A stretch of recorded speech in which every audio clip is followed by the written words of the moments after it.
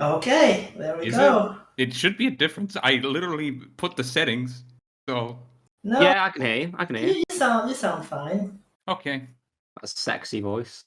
Also, yeah, I did recently play the Stanley Parable Deluxe Edition and Ultra Deluxe, and I am extremely disappointed that I'm not an Easter egg in it anymore. This is unacceptable. Oh, yeah. I want a refund. Hold on, you're an Easter egg?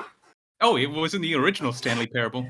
It's a long story, but it's basically an inside joke between me and a friend of mine who actually worked on the original Stanley Parable.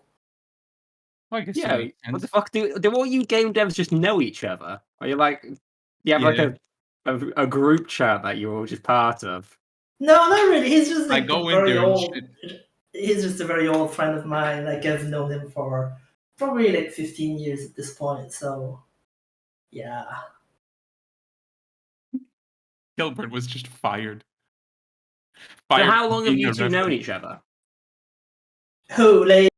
Yeah, you and Leather. You and Leather. Oh, how long has it been? 2015 summer, so just about. Jeez.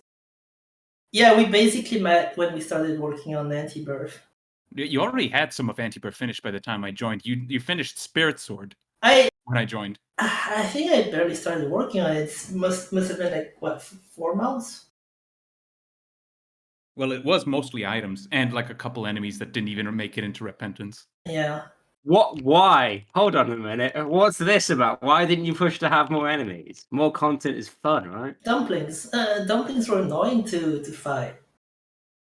That's a lot of the problem with bringing back the enemies from Anti-Birth to Repentance, which is we didn't have a good idea to put them back.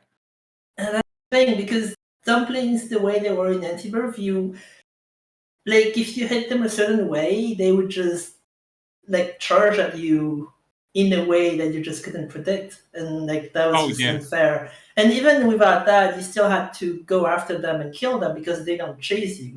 Yeah, so imagine Delirium, except whenever you hit Delirium, it also bounces, like, to the other side of the room, and you have to walk all the way over there and shoot it again. And it also has a chance to telefrag you. Yeah.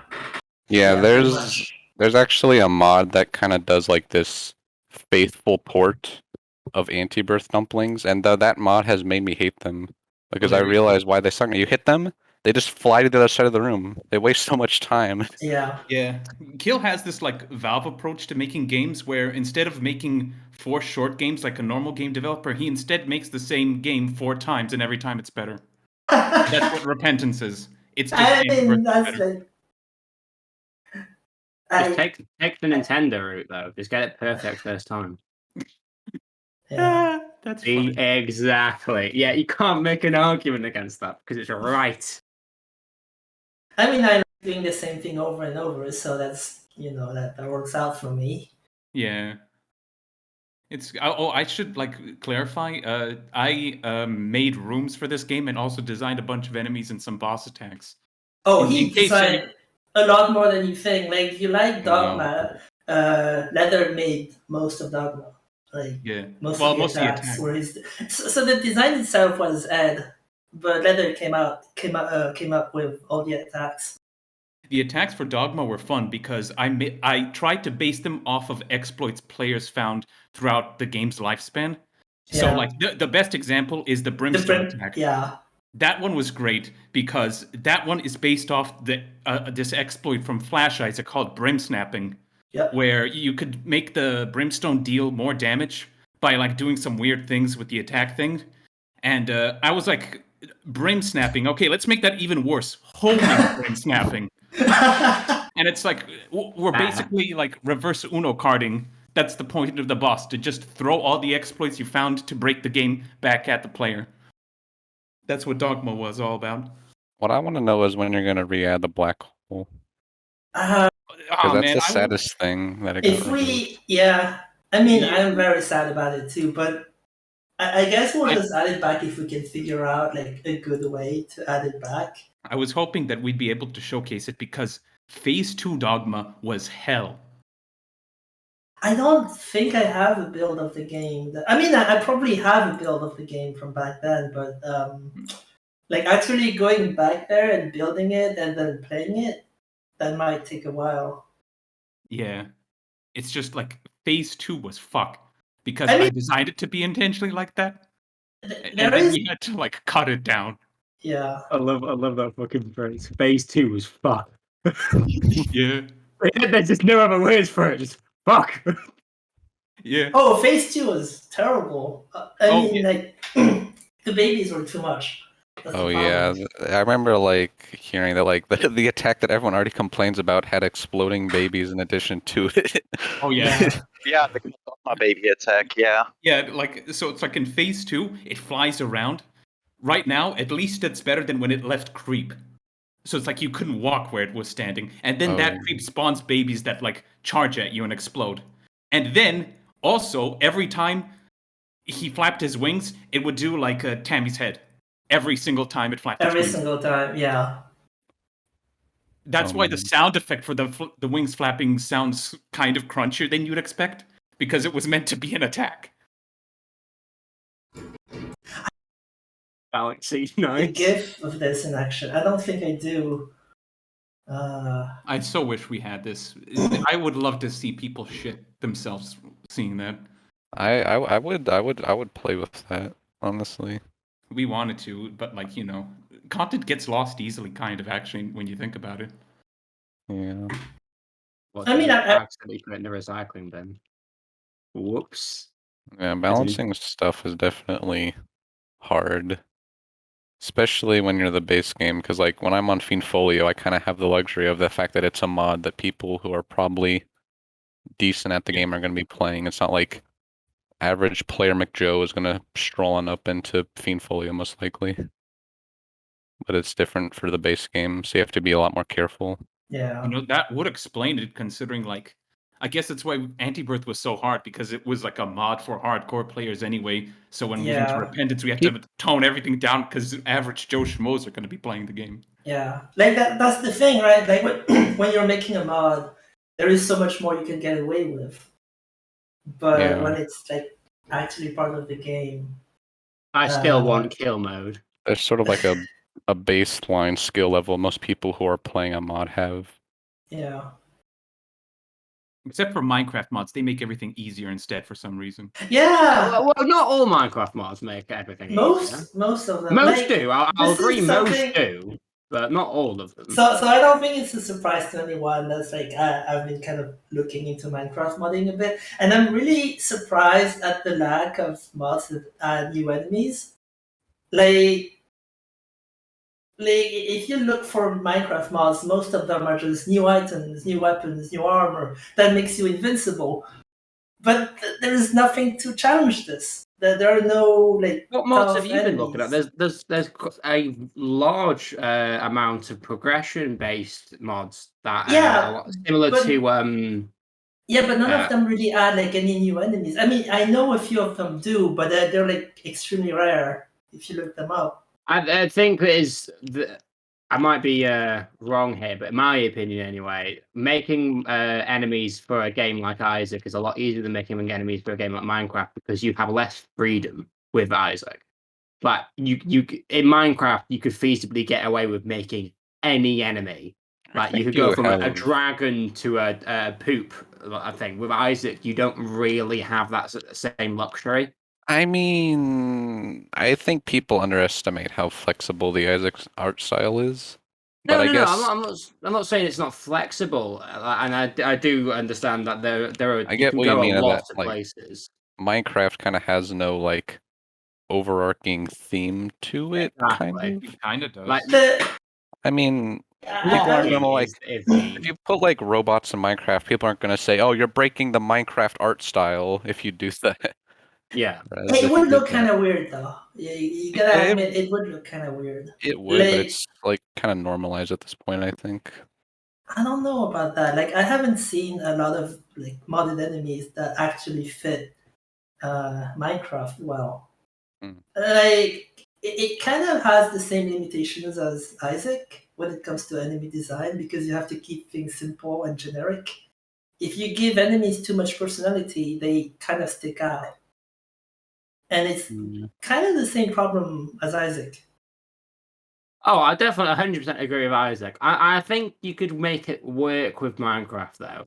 I've seen a lot of dragony, like high. I hesitate to say high definition because it's Minecraft, but high definition dragon types enemies that don't seem to fit, but you can like if you squint a little, it works. Yeah. Like, sure, you can have get to used to like anything, suspend your disbelief, but it does work a little bit. But I mean, well, dragons would work in Isaac, but something else, just think of something else. Robots probably wouldn't work. Well, it is a I can't challenge. really imagine. Yeah, I can't really imagine a robot enemy working in Isaac. A dragon, probably not. I mean, in a way, it makes sense. It makes sense because Isaac would totally play D&D, so like he probably knows about dragons. But Yeah, like actually making a dragon boss that would thematically fit in Isaac. just rip off of Zelda and Nick, whatever it's called from Zelda 1. You know, that dragon enemy with the 3 heads that you have to shoot beams at. Well, usually, actually, Yeah. Selective about things. Like he didn't want generic enemies into the game for the most part. He added spiders. He was fine with adding spiders because they only have 4 legs, which is strange. But It's like That's the number 4. Hey, It's the Isaac number 4 interpretation. significant. no, it's just that it doesn't have 8. I feel like Ed's like design rules are very strange. Weren't like I heard that like gyros almost got cut because they didn't have eyes or something. Oh, he absolutely hates But them. there's so many enemies that don't have eyes. Like all like the brain and gut enemies like are just Yeah, but it's like it's a situational thing. I kind of get where it's coming from. Like sometimes eyes are appropriate and sometimes they're not. Like, and I guess the design, like the gyro, kind of looks like something that should have eyes. So the fact that it doesn't is weird to him. It's the meat wheels basically. What are the biggest things you disagree with Ed on, the two of you? Like, what are the massive things you would say I hardcore disagree with Ed on this, but he's my boss, so I can't really do much. I don't know if there is anything that I really like. I'd have to look at a list, maybe. Yeah, I'd have to think about it. I mean, like sometimes he does give me ideas that I completely disagree with. Usually kind of have a compromise, though. Can I spoil this? I mean, I guess I can spoil this. So, like, I don't think we're really adding this at any point, and it's already been done. But at some point, Ed suggested a bomb item that would let you reroll items by bombing them. Ooh. And when I saw that, I was like, I don't know about this. instant win inbound. If it's just 1 reroll per bomb. That's like... I'm not sure about that one, Chief. I think it could work if it was like an extremely rare item, like something that you would only see once in like 1,000 runs or something. But Echo Chamber is like really pushing it. I think. I thought at first I hated the idea, and then I kind of warmed up to it because it's like it's a really stupid item, but in a fun way. So it's probably okay. And then you ruined it. God. Golden batteries. I did. It's like it's different now. It's a little more balanced. Yeah. Wait, did golden batteries use? I saw Bullet mention golden batteries. Can I guess? So I I hated the idea of golden batteries until Ed told me that was the whole point. Like the whole point was just to waste the player's time because that would be funny. And then I completely agreed with him. It's a lot like that. It's interesting. It's like I don't know if I've ever actually used them in a run before, because even if I like, they seem appealing, like they don't show up then, because they're so rare. Yeah, when you actually need them, they don't show up, and then like when they do show up, you don't need them. I only see it in that one super secret room more than anything. You're welcome. Thank you. You reminded me that they exist sometimes. Yeah. Oh, speaking of things people are going to get pissed off about, which I intentionally did, needles. You're welcome. I love them. I think they're adorable. I love them too. Like, I genuinely, people's issue with them is like, oh, it's a surprise. Just fucking get good at the game. I mean, I mean that's literally the whole point.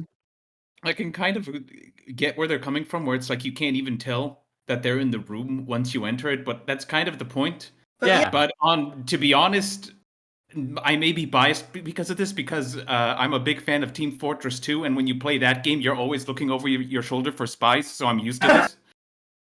No, I definitely like the idea of enemies that like try to be sneaky. Like that's the thing I like. I think that's a lot of fun, But there's actually there's an enemy in Fiend Folio that's like that, but like way scarier. That's all I'll say. So it's like a literal jump scare enemy, or that was my hopes when I added it. That's great. I like that jump scare. I'm generally a fan of those kind of enemies, and I think needles are executed pretty well, in my opinion. Yeah. Okay, like they don't have more HP than they need to. Like they're kind of just here to give you a little scare. But then, like after a while, you kind of learn. Like you get a feel for it. Like you look at a room and you're like, oh yeah, there's probably a needle there. Yeah, I love making rooms for them because it tried to make their rooms look as generic as possible. Like a player would look at it and be like, "Is this like from Flash, Isaac? I feel like I've seen it a million times." And then they get a fistful of needles. Oh yeah. That was great.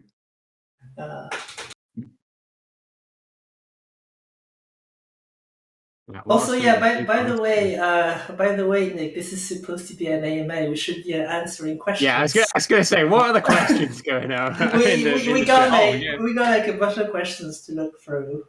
Can we just like not answer any of them and just keep talking about ourselves for the rest of our lives? That would be really funny. What? You know what? Sure.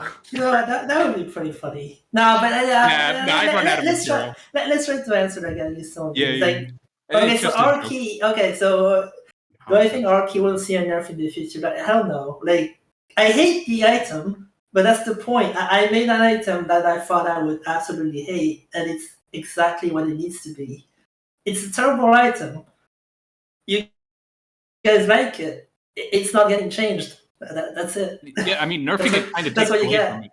Yeah, some items are just made to be broken, and that's it. Nerfing it kind of takes away from it.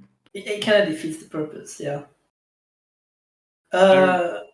Having items that give random tier effects are completely fine. They're fun to play with.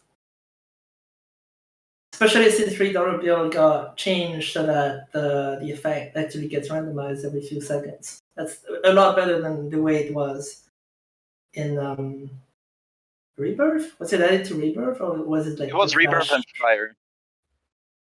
Oh yeah, I think it was added in Wrath of the Lamb. Yeah. Yeah. I don't even know where the questions are. It's in event text chat. Yeah, I know, but like, there's no obvious. Oh yeah, there's like, I put the slow mode on for 15 seconds, but we've got 82 people currently listening. There's no amount of slow mode that will stop there being 82 messages so often. That's fair enough. A way to add translation strings to modded items. That's a really important thing I would like to have. It's a little bit complicated because I don't have access to that part of the code. But we'll make it happen. It's something that we definitely need. Wait, I missed that. What was that about? About adding translation strings to modded items, because when we added localization, we had to completely change the way the game handles translation strings. Oh, yeah. And that did break a few things.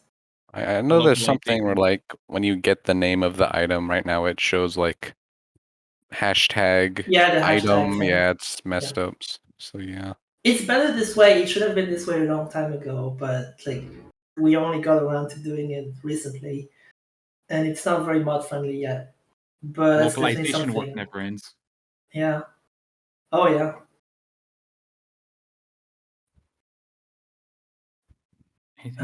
Also, there was a question I asked in chat before about Rotgut and the Visage, because honestly, I think those are the two bosses in Allpath that desperately need a fix. Oh yeah, I agree. Rocket's face, Is it on the way?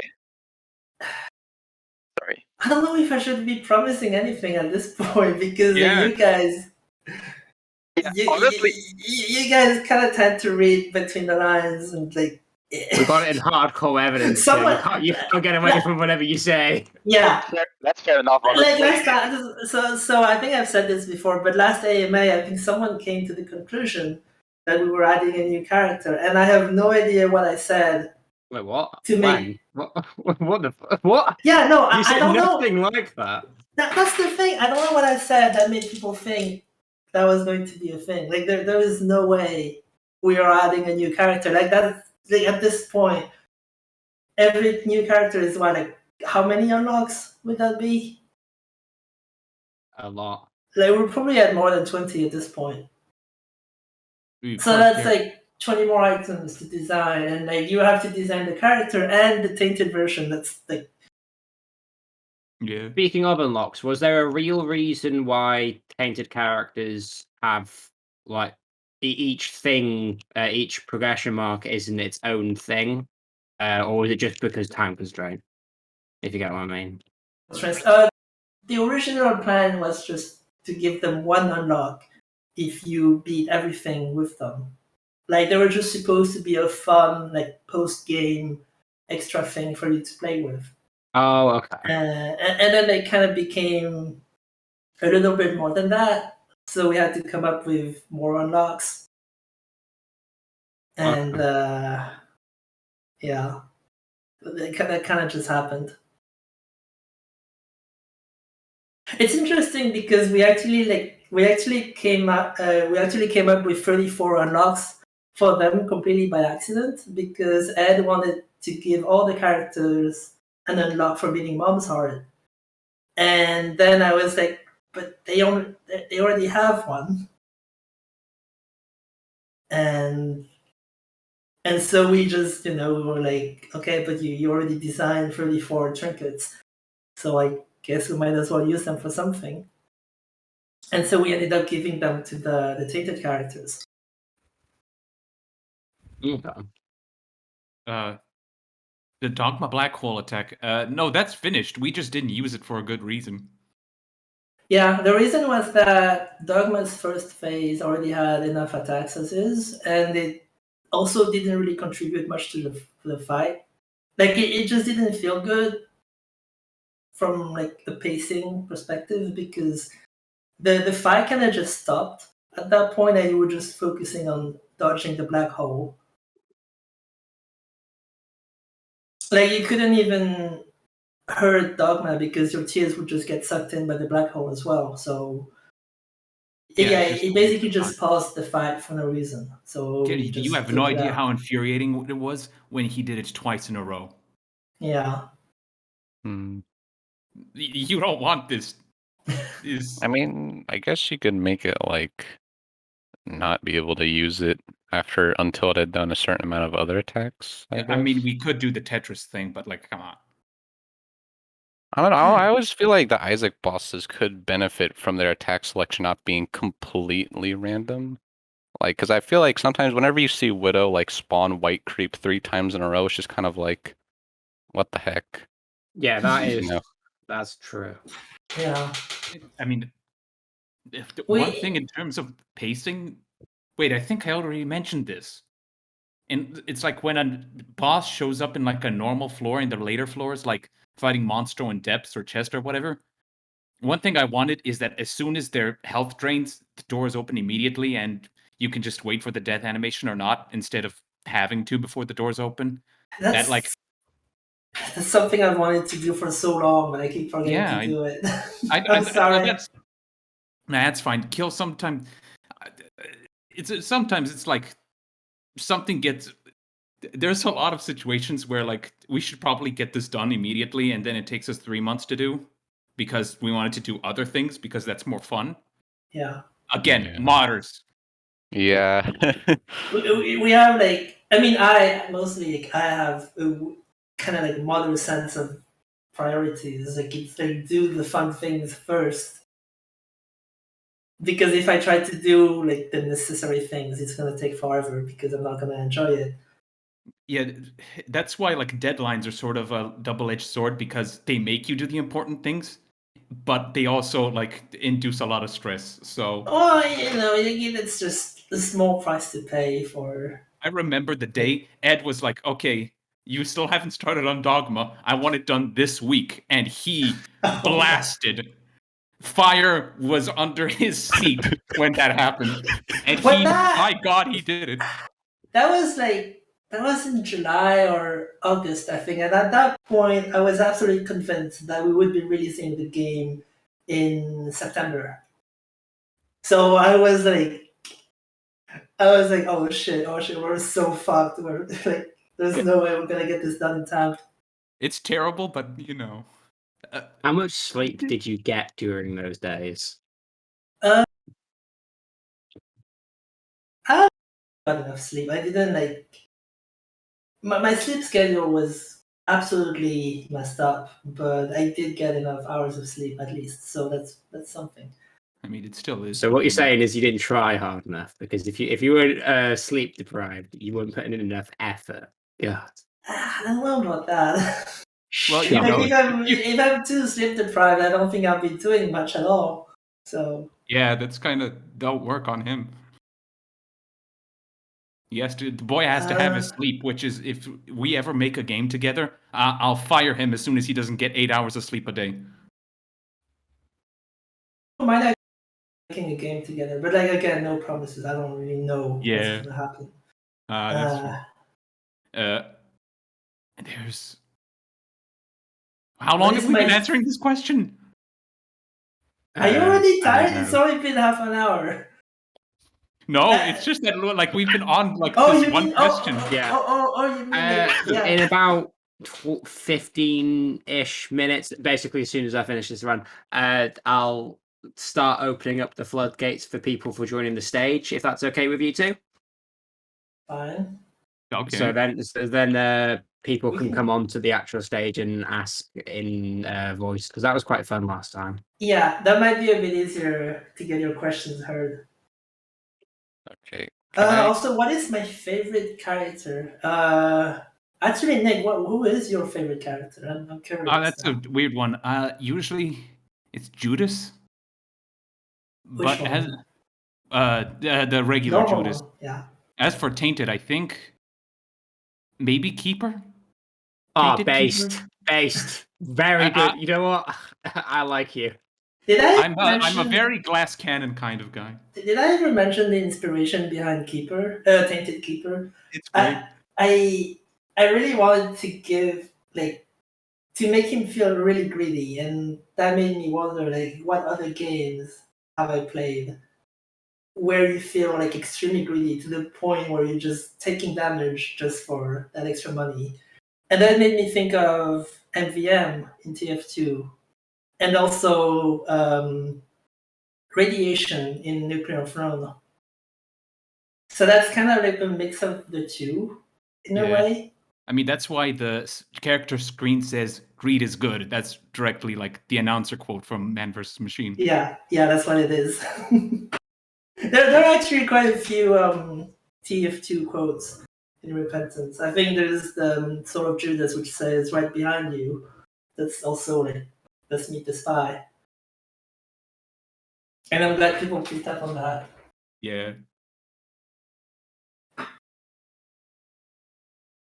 My only issue with Repentance was that you made Keeper too easy. I'm one of the very few people that thoroughly enjoyed Afterbirth Keeper. I think he was... Honestly, I don't think he was that bad. I remember playing through Afterbirth when it just came out, and he was a bit frustrating to play with, but he wasn't terrible. I think the only thing I didn't like about him was Swallow Penny, because it's just you get it and you win. That one, that's it just felt like Lost, but you could cheese with certain money items. Yeah. I know for a fact I wanted Keeper to have 3 hearts because I desperately wanted that unlock for Hush, where Keeper just starts with a penny. I wanted desperately to have that go from the most useless, worthless unlock in the game to one of the most important. And it made so much sense, so we just had to do it. Oh yeah, also my personal favorite would be probably Tainted Lost, which like. Oh yeah, Tainted Lost is also great. That is very unsurprising. I mean, I think we both made fucking Melting and Nuclear Throne, so we're used to being like, oh, that didn't work out. Oh well, try again. Like, so I know Tainted Lost is like a little bit controversial as a character, but the idea I had in mind when I made him was like I wanted a character that would be really hard, but you would always have a good run with him. Like you would almost always be guaranteed to have a good run. So you lose a lot. You lose a lot, but it's never because you had a bad run. It's just because you got hit. Yeah. What I like about Tainted Lost, like you can play him all the time and can't really be upset about losing a run because the next run will still be OP anyway. Yeah. There's one thing. So I actually did a bunch of completion marks as him, and it doesn't feel, or at least I don't think it feels frustrating because again, you just die and then you try again, and you know it's going to be another good run. So it's just a matter of trying until you get it. You know what I really like about Tainted Lost? I think you wanted to do this with teleporting out of the mom room for the beast path, where you remembered back in the Wrath of the Lamb when the chest was added, you for some reason were very fond of having to actually work to get the Polaroid instead of like it dropping automatically from mom. For some reason you were very fond of that, so you wanted to do the same thing for like teleporting out of the mom boss fight. So it's like, well, somebody's surely gonna get like a teleport card, but that didn't really work out. So instead you put it in Tainted Lost with the Holy card. And I think that's like a pretty good way to place that, where it's like players now prioritize fortune telling machines now and card generating items. Yeah.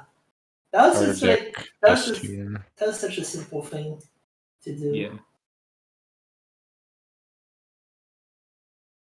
Okay, you know what? I want to ask 2 questions, then I'm gonna go because I have a thing I have to study for.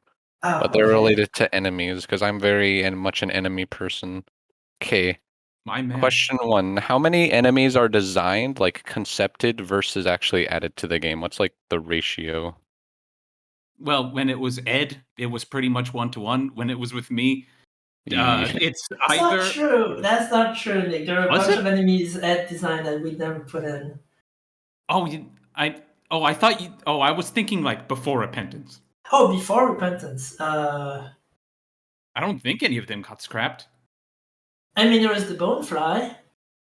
No, but like, we ended up adding it in. We ended up adding it in, but like I think the Bonefly was something came up with a long time ago. I'm not sure what the ratio between like my enemies between not added to the game and added to the game is. Because I don't remember. Was it like 50-50? Oh, I think it was more than that. Okay, I'm not sure. We didn't scrap that many of your enemies. Like they're pretty good. Yeah, but it's like the ones we didn't add yet, as I was thinking. But Okay, that's honestly surprising because I was expecting it to be like 1 enemy getting added versus 9 that get designed. That's kind of what it's like for Fiend Folio, except it's more like 20 that get designed. Because there's so many ideas people have, but well, I guess in our case, it's just the 2 of us, and we. Well, I would like to think we have a good grasp on, what kind of enemy would work well. Well, it's not really a matter of. So usually, like when we have a bad idea, we kind of just put it aside, and it never gets fully designed. I can't really think of a lot of examples where like we actually came up with a bad enemy and then went all the way to the design, like to actually designing it and putting it into the game. I guess there's the split rage creep. That we never. Rage creep. I remember that one in the design documents. That was just called "fuck you" and that's it. God, that one. It was that bad of an enemy? It's just. I didn't know what to do with the thing. Yeah, that's the problem. And it's sort of like I'm surprised it hasn't happened more. I always find a way, except for that one time. It happens. I mean, like, even in the game, I think there are a few enemies that don't actually do as much as they could do. But I I mean, remember we had the well, they're not really in the game anymore, but we had the exorcists, and we never figured out what to do with them. That's a lot of enemies, honestly. They would just. I think the idea. So the way they originally worked in Antibirth was that they would revive enemies you killed as ghosts, and then the ghosts would just like they would just act like little ants basically, and that wasn't very interesting. So I think another thing I wanted to try was making enemies leave those red ghosts from Valley Retro on death, and then the exorcist would be able to blow them up when you get close to them. And for some reason, we never did that. I'm actually not sure why. I think it could be pretty interesting, but I think I just never had the time to do it. Devilman as enemies. You heard it here first, folks. Yeah. Okay, I'm gonna ask my second question now. Yeah. How long does it take to code an enemy once you have the sprites they them to? It really depends. Like some enemies are really simple and they can take like maybe like 10 to 20 minutes. Like if you were talking just the coding, sometimes it's just like 10 to 20 minutes. Most of the work actually comes from animating them. Yeah, you make the animations, don't you? Yeah, that. I used to do all the animations myself, and I would do it with Notepad, which was a little bit time consuming. I remember half the Antibirth development was just spent animating. Yeah. Thankfully, I don't do that anymore. Like Snake's been helping with animating a lot, so that's less work I have to do. So I'm very grateful for that. And he does a fantastic job with the animations. So there's really no need for me to do the animations myself anymore. Okay, you know what? Since that was a quick one, I want to ask one more bonus question, then I'll be done. Mm-hmm. Which enemy took the longest to code? Not boss, enemy. Enemy. I have to think about that one. Nick, do you have any ideas? Well, I don't know, because I don't know how long it took you to code versus how long it took you to get around to coding it. So true. That's all shade. I feel like cultists took a while. Did they? They sound like something that would take a long time. Cultists, so cultists took a while to animate because I couldn't figure out what to do with them, like how to animate them. And we also weren't sure about the attacks. Any of the Tainted enemies? Nah, Tainted enemies actually went by really fast. No, yeah, Tainted enemies were pretty they're pretty simple. I guess Poties took a while to code, but that was back in Antibirth, and we didn't really have the whole like picking up rocks thing done yet. So that was kind of complicated. I think bosses are the ones that had the most work put on them because they had more ambition. Because like Sag made a lot of them, and she has very ambitious designs, while I keep it simple because simple is what makes more rooms, man. That is true. That is it's true. Kind of it's a hard balance to find between like simple and effective. You know, people kind of expect crazy stuff all the time, but a lot of time like a really small change can be enough to make. I guess like I'm thinking like bone flies, where they're basically just boom flies, but they shoot at you, and that's about it. But like you play completely differently against them. It's simple. It's simple, but it's still different. It's different in a very simple way. Yeah, just in general, enemies that seem complex, but they're actually pretty simple to make, are like a thing of beauty. I guess... man, shadies were surprisingly easy to make. Like, and they're great. I love shadies. Oh, they're great. Yeah, shadies are fun. I wish there were more enemies like that. Me too, man. If I had to guess what enemy might have took a while, I feel it's enemies with like really technical movement, like flesh maidens maybe, or maybe like goats with their weird swarming behavior. Did we talk about the goat AI? The goat AI is awesome. I love them. So it's not nearly as advanced as that, but I took inspiration from the squad AI from soldiers from Half-Life. Like how there's like a squad leader kind of directing the others. That's kind of what happens there. Like the game actually picks a squad leader, and they kind of take turns. Like Yeah, that's like. Yeah, they kind of take turns, which is why they kind of take turns attacking you. Yeah, Only like Basically, 2 like- will attack you at once. It's cool. Yeah. Yeah, and the big goat guys were the equivalent of those soldiers that chuck grenades at you a lot. Yeah, pretty much. But the Flesh Maidens, I think, is just like semicircles. Yeah, the math was actually pretty simple. Oh, I don't that's think. interesting. Yeah, they didn't take that much time to make. As soon as you see the debug of how their AI works, which Kill sent to me as soon as he made them, it's like you understand how they move. Yeah, that is interesting Do I still have that somewhere? I don't think I do. I don't know. because I don't think I'll be able to find it. I did make like a kind of like a variant of Flesh Maidens, and I was kind of like, I was able to figure out how to like modify the existing AI to sort of make them an actual variant, because I was really dreading having to try to recreate their movement. But I guess they're not as complex as I thought they might be. As complex as you think.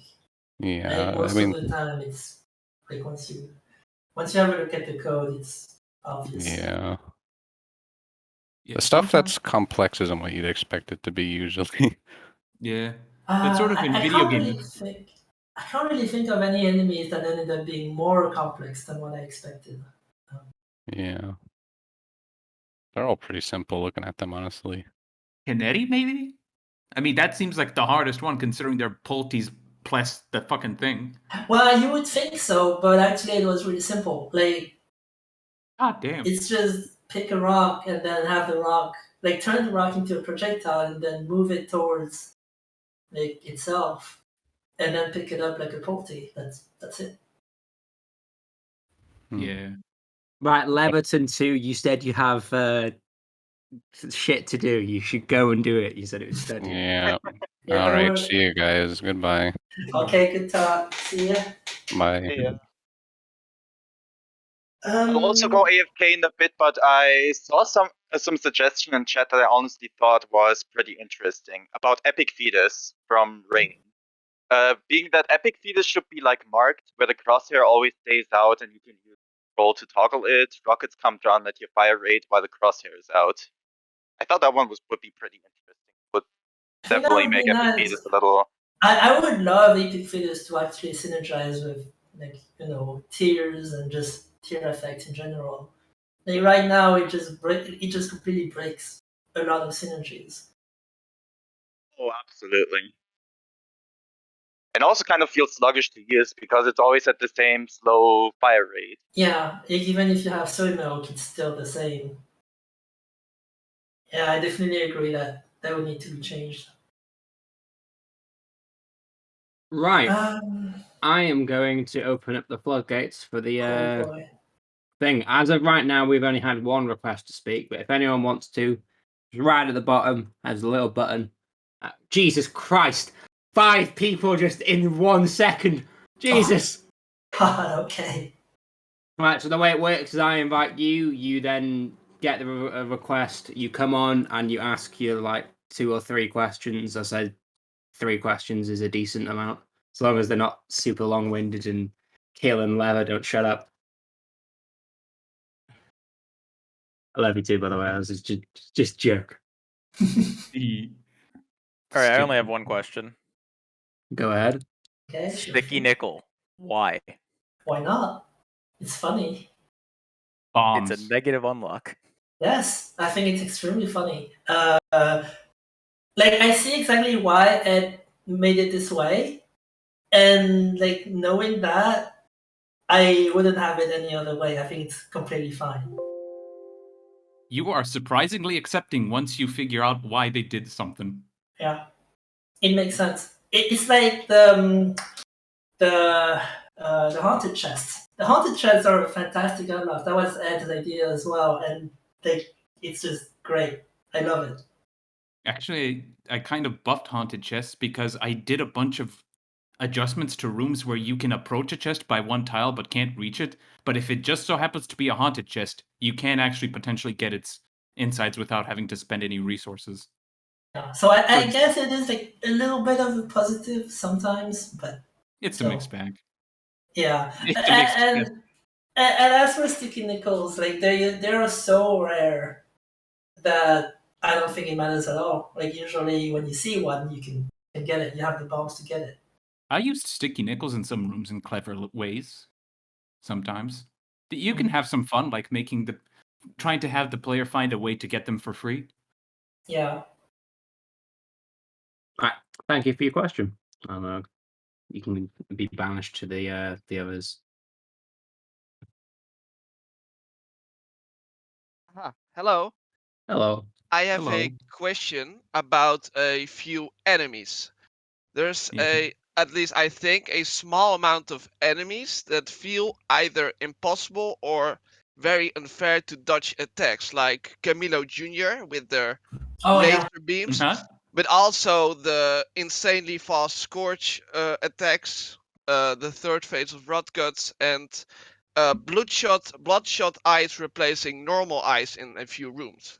Are there any plans to fix these enemies where they would all be mechanically fair? I think we actually made Bloodshot Eyes a little bit more fair. I think. Didn't we give them like a little bit of a telegraph before they shoot? Yeah, but there's some situations where a Bloodshot Eye can replace a normal eye, and Bloodshot Eye laser beams, they linger on for a little bit, and they can corner you in specific situations. Okay, yeah, that is a problem. They probably shouldn't replace them. I'm not much of a fan of like an enemy that I placed in a room suddenly randomly gets replaced by something that works completely differently. Yeah, that usually doesn't work very well. So it's like something I'm totally cool with just removing completely. And as for Scourge and Rodgut, yeah, I know they have issues. They're a little rough. Yeah. I do have some plans to work on that a little bit. I don't know when that's going to happen. I can't really promise anything, but this is something I would like to fix. Again, we get around to things in a weird way. Yeah, we do. It's Sorry great. about that. But yeah, we're definitely aware of this. Cool. Well, hoping to see those enemies get fixed. Okay. Especially those Camilo Juniors that's been Oh, around. yeah. Yeah, I don't even know what to do about those bastards. I think they should just have a telegraph. Right now, they just shoot, and you have no way to tell where they're going to shoot, and it just feels random when you get hit by them. I don't like it either. Yeah. I think like something like a telegraph, like a simple telegraph, would fix it.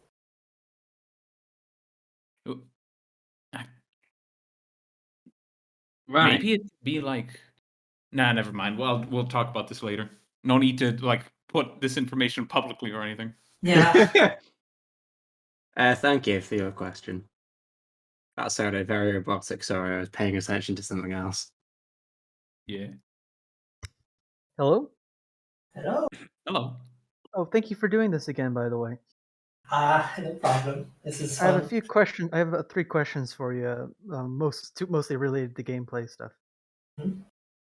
So one is Tainted ? Or Blue Baby. There's some trinkets and pills that they don't have any direct interaction with, like the poop trinkets and the creep pills. It seems sort of weird that they don't like affect the trinkets don't affect the Q, like meconium doesn't give the black poops, or the petrified poop doesn't give the stone ones more often.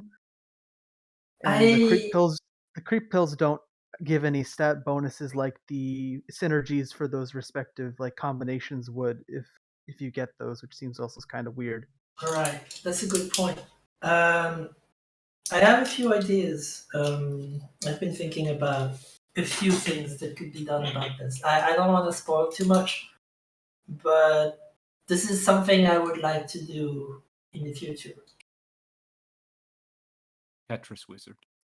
Yeah. Another question. Oh, do you have anything else to say, or can I move on? No, this is No, fine. go ahead. The second. Oh, sorry. Sometimes if people want to enable a lot of them between runs, it's really tedious if you want to enable the same sets of ones, because you have to manually enable them between each one. Like say you want to have the same 5 or like maybe even 10 different effects applied at the same Oh, time. are you talking about special seeds? Yeah, the the ones that those kinds of things are really tedious to reapply between runs. So I was wondering a way to save presets, basically. Yeah, something like that, or nice. like have a way to toggle them on and off, or even like if you could make a way to toggle the preset, like a list of them, that would be really nice to have just for like quality of life and stuff like that. Okay. That's something we can look into. Again, no promises. I want to make that very clear. Yeah, no, because that's understandable. But yeah, this is something we can look into. Finally, another one is, what are tainted enemies in consideration of like lore? Because is it something like they're sort of like decaying memories or like incorrectly being remembered as like you're going back up the route that you went on, or is it something else? And is there a potential that they maybe could be introduced to like the void potentially instead of like some of the stronger enemies? I'm not sure how well they would work in the void, but like, so we wanted elite enemies for a while, and the original idea was to have them in the void, and they would be Delirium themed. But we never ended up doing that because we never had time to do the void rework. So when we came up with the beast, we figure out like, oh yeah, we could reuse some of these ideas and put them in these floors instead. And the idea was that they were just like enemies that got mutated over time because you haven't visited these floors in so long. So they kind of just got stronger and stronger. I think that was the idea. I don't know the exact lore thing. They weren't even originally like originally we just called them ultra enemies, and then like I think that happened like just a few weeks before release. I was finishing them up, and then I realized, wait, we have a name for this now. We have a name for this sort of thing now. When you go to the past and something is kind of different, like we just call that Tainted. So that totally works. And then we just call them Tainted enemies. Oh yeah, it's like one last thing in regards to that. Were there ever plans for the Ascent to maybe extend for like later points in the game for somehow, or is it always just from Mom and Tainted enemies designed for those floors? We had plans for the Ascent to begin at the womb instead of depths, but we figured like it might be a little bit too long. And I think to Ed, it made more sense for it to begin at depths. So okay, yeah, so the womb didn't make it in. Thank you for your time. I'll head out then. No problem. Thank you. Sound. Okay, so I want to know. I have a question. I have one. Sorry, Dara. I'm so there's 20 people waiting. I didn't know. Wait, were you were there the whole time? You were here for this whole time. Yeah, I am Dara's a been here for moderator. ages. I have power. They can wait. Oh no. Okay, I want to ask real quick. Have you thought about adding a mother or beast path dailies, or you haven't thought about it at all, or it's not in the plans, or you don't know about it still? Something we've considered. We're just like not sure how that should happen. Like, should it be just should you just get a mother fight like every Monday or something like that? We just call them Mother Mondays, maybe. Sundays. You never fucking talked about this. That does sound good. Didn't we talk about this? That's so stupid. It's funny. Mother Monday. It is funny. Yeah, Mother Mondays. But like we're not sure yet. Like I don't know if the daily players would want to deal with Mother once a week like that, or like with having to play a tainted character or something. So we're not sure yet. Yeah, as someone who usually plays dailies and interacts with people who play dailies, tainted characters are probably not gonna be well received at all. Yeah, I think. But I think modern dailies can probably work not as something that happens usually, maybe, or not work like in normal runs, but it's something I would like to see in some way. I like the Monday, the Mother Mondays idea. I imagine if we did Mother Dailies, the doors would just get unlocked automatically, so you can't get Yeah, stuck. yeah, And then yeah. it would work kind of like the Isaac's Awakening challenge. Yeah, that's what I thought. That's what I thought it Mhm. probably worked the best for the daily players. Yeah. Anything to take the piss out of daily players and bully them, I fully support. But yeah, I think tainted characters really wouldn't work well in dailies. That's for sure. Though I still think like very rare tainted character dailies could be interesting just to see what people do. Like I'm really curious about how a tainted cane daily would go. Oh, that's like what fucking. would the Oh scores? no. What would the scores even look Based. like? You're gonna make them go insane. It's like Minecraft dailies. Like, what I are mean, you don't get talking me about? wrong. Don't get me wrong. This is terrible, and I'm fully aware of it.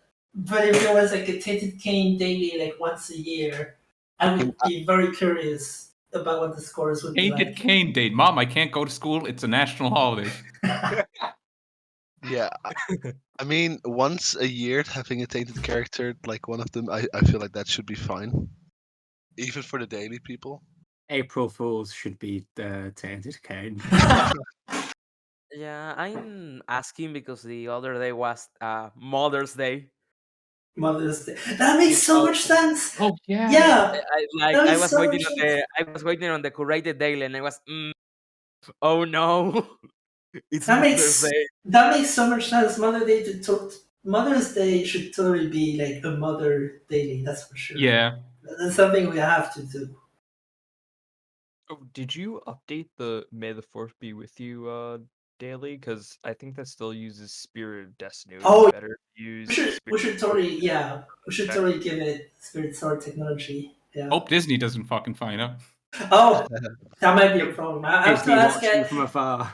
I have to ask Ed about this just in case. But yeah, that would make sense. I would say it's perfectly fine because the copyright on it would be very loose. Because May the 4th isn't it's a holiday that it can't be owned by Disney. Own the day. Yeah. They don't even the word doesn't even use the Force, which is also a word which really can't be. Well, it can be copyrighted, but no one's copyrighted words yet. The color well, yellow well, is they have owned by a baseball bat company. Galaxy. I'm not surprised Star Wars Day is on your calendar. You nerd. Nerd.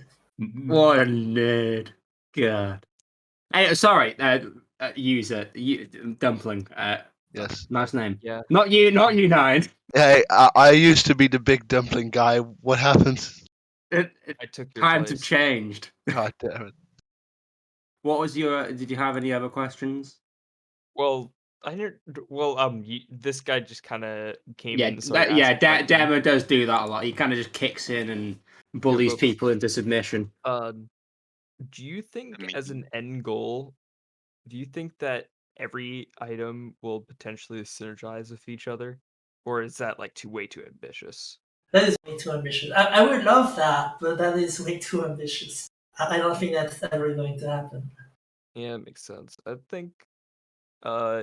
Also, do you think Spirit Sword will get any synergies in the future? Yeah. Like, Yeah, I think it's a bit of a synergy killer right now. yeah, it's like aware the of new that. mob's knife. Yeah. I had very little time to work on Spirit Sword because that was while working on Dogma, and at that point I was convinced that we would have to release the game within 1 or 2 months. So I barely had any time to actually put in Spirit Sword properly and like make it synergize with stuff. Yeah, the Brimstone. So it's not. Yeah, so it's not as polished as it could have been, but that's something I would like to fix at some point. Would you think Cursed Eye would think about somebody said that in the chat about Cursed Eye. Do you think that counts as like a tier replacer and is worthy of synergies like with Brimstone and Yeah. stuff like that? Yeah, I Really? think Cursed Eye could have a lot of really fun synergies. I think with Brimstone, like a very simple synergy would just to make the beam last longer, because it's like, like the idea is like you charge to shoot more tears, and more tears with Brimstone kind of translates to just a beam that lasts longer. Like with knife, it would shoot like a few like projectile knives, like Brimstone and knife synergy. If you overcharge it. Maybe, or maybe it just like shoots multiple knives that actually come back to you. So it's like you're shooting 4 or 5 knives at once, one after each other. I think that could look pretty fun too. I remember you had concept art for synergy of Cursed Eye and Spirit Sword, and it looked like a move from Devil May Cry. Yeah, it's a flurry of sword attacks. I mean, I did that with the Forgotten, basically. Oh yeah. I feel like some people may not like that Cursed Eye gets synergies because, of course, it's going to keep the teleport property. And usually people will pick up Cursed Eye in the beginning because they'll be like, oh, I could replace this with something else in the future so I don't get screwed over by the teleport in a final boss or something. That's fine. The teleport should be there no matter what. I think it's fine. Yeah, I feel like when you're picking up that item, kind of like Curse of the Tower, you're making that commitment that you're going to have to deal with that for the rest of the run. Yeah, it's supposed to be a commitment. You shouldn't just pick it up and then think like, oh yeah, I can just get rid of it later. I mean, it's in the name, Cursed Eye. Yeah. Yeah. Sorry if I chime in, but will Neptunus also get the same treatment? Because as of now, it's like right now it only nothing. On the topic of Neptunus, Mum's knife kill. Where do we get in that one? I'm not sure if I actually asked you that question before. I don't even know how that's gonna work. Jeez. Himself, people, I am in. Hello. Hey. Yeah, like moderators outnumber the like devs right now. What you did in the recent update with technology and Tech X, where it gives like the same synergy as Brimstone and Tech X.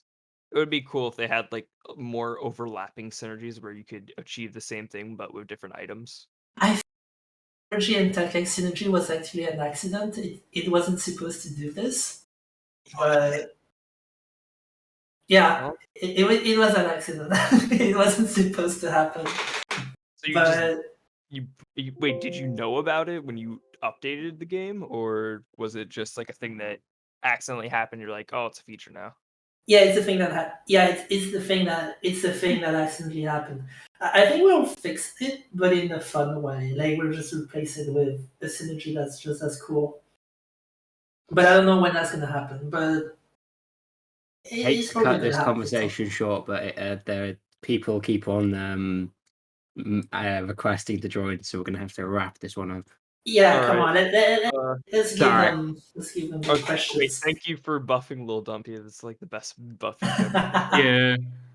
That was a fun one to work Next on. patch. Consider buffing the best item in the game. I forgot. How could you forget the best item in the game? That good, you forgot the name. 2 questions before we move on. 1, Kill. What color do you use when playing Among Us?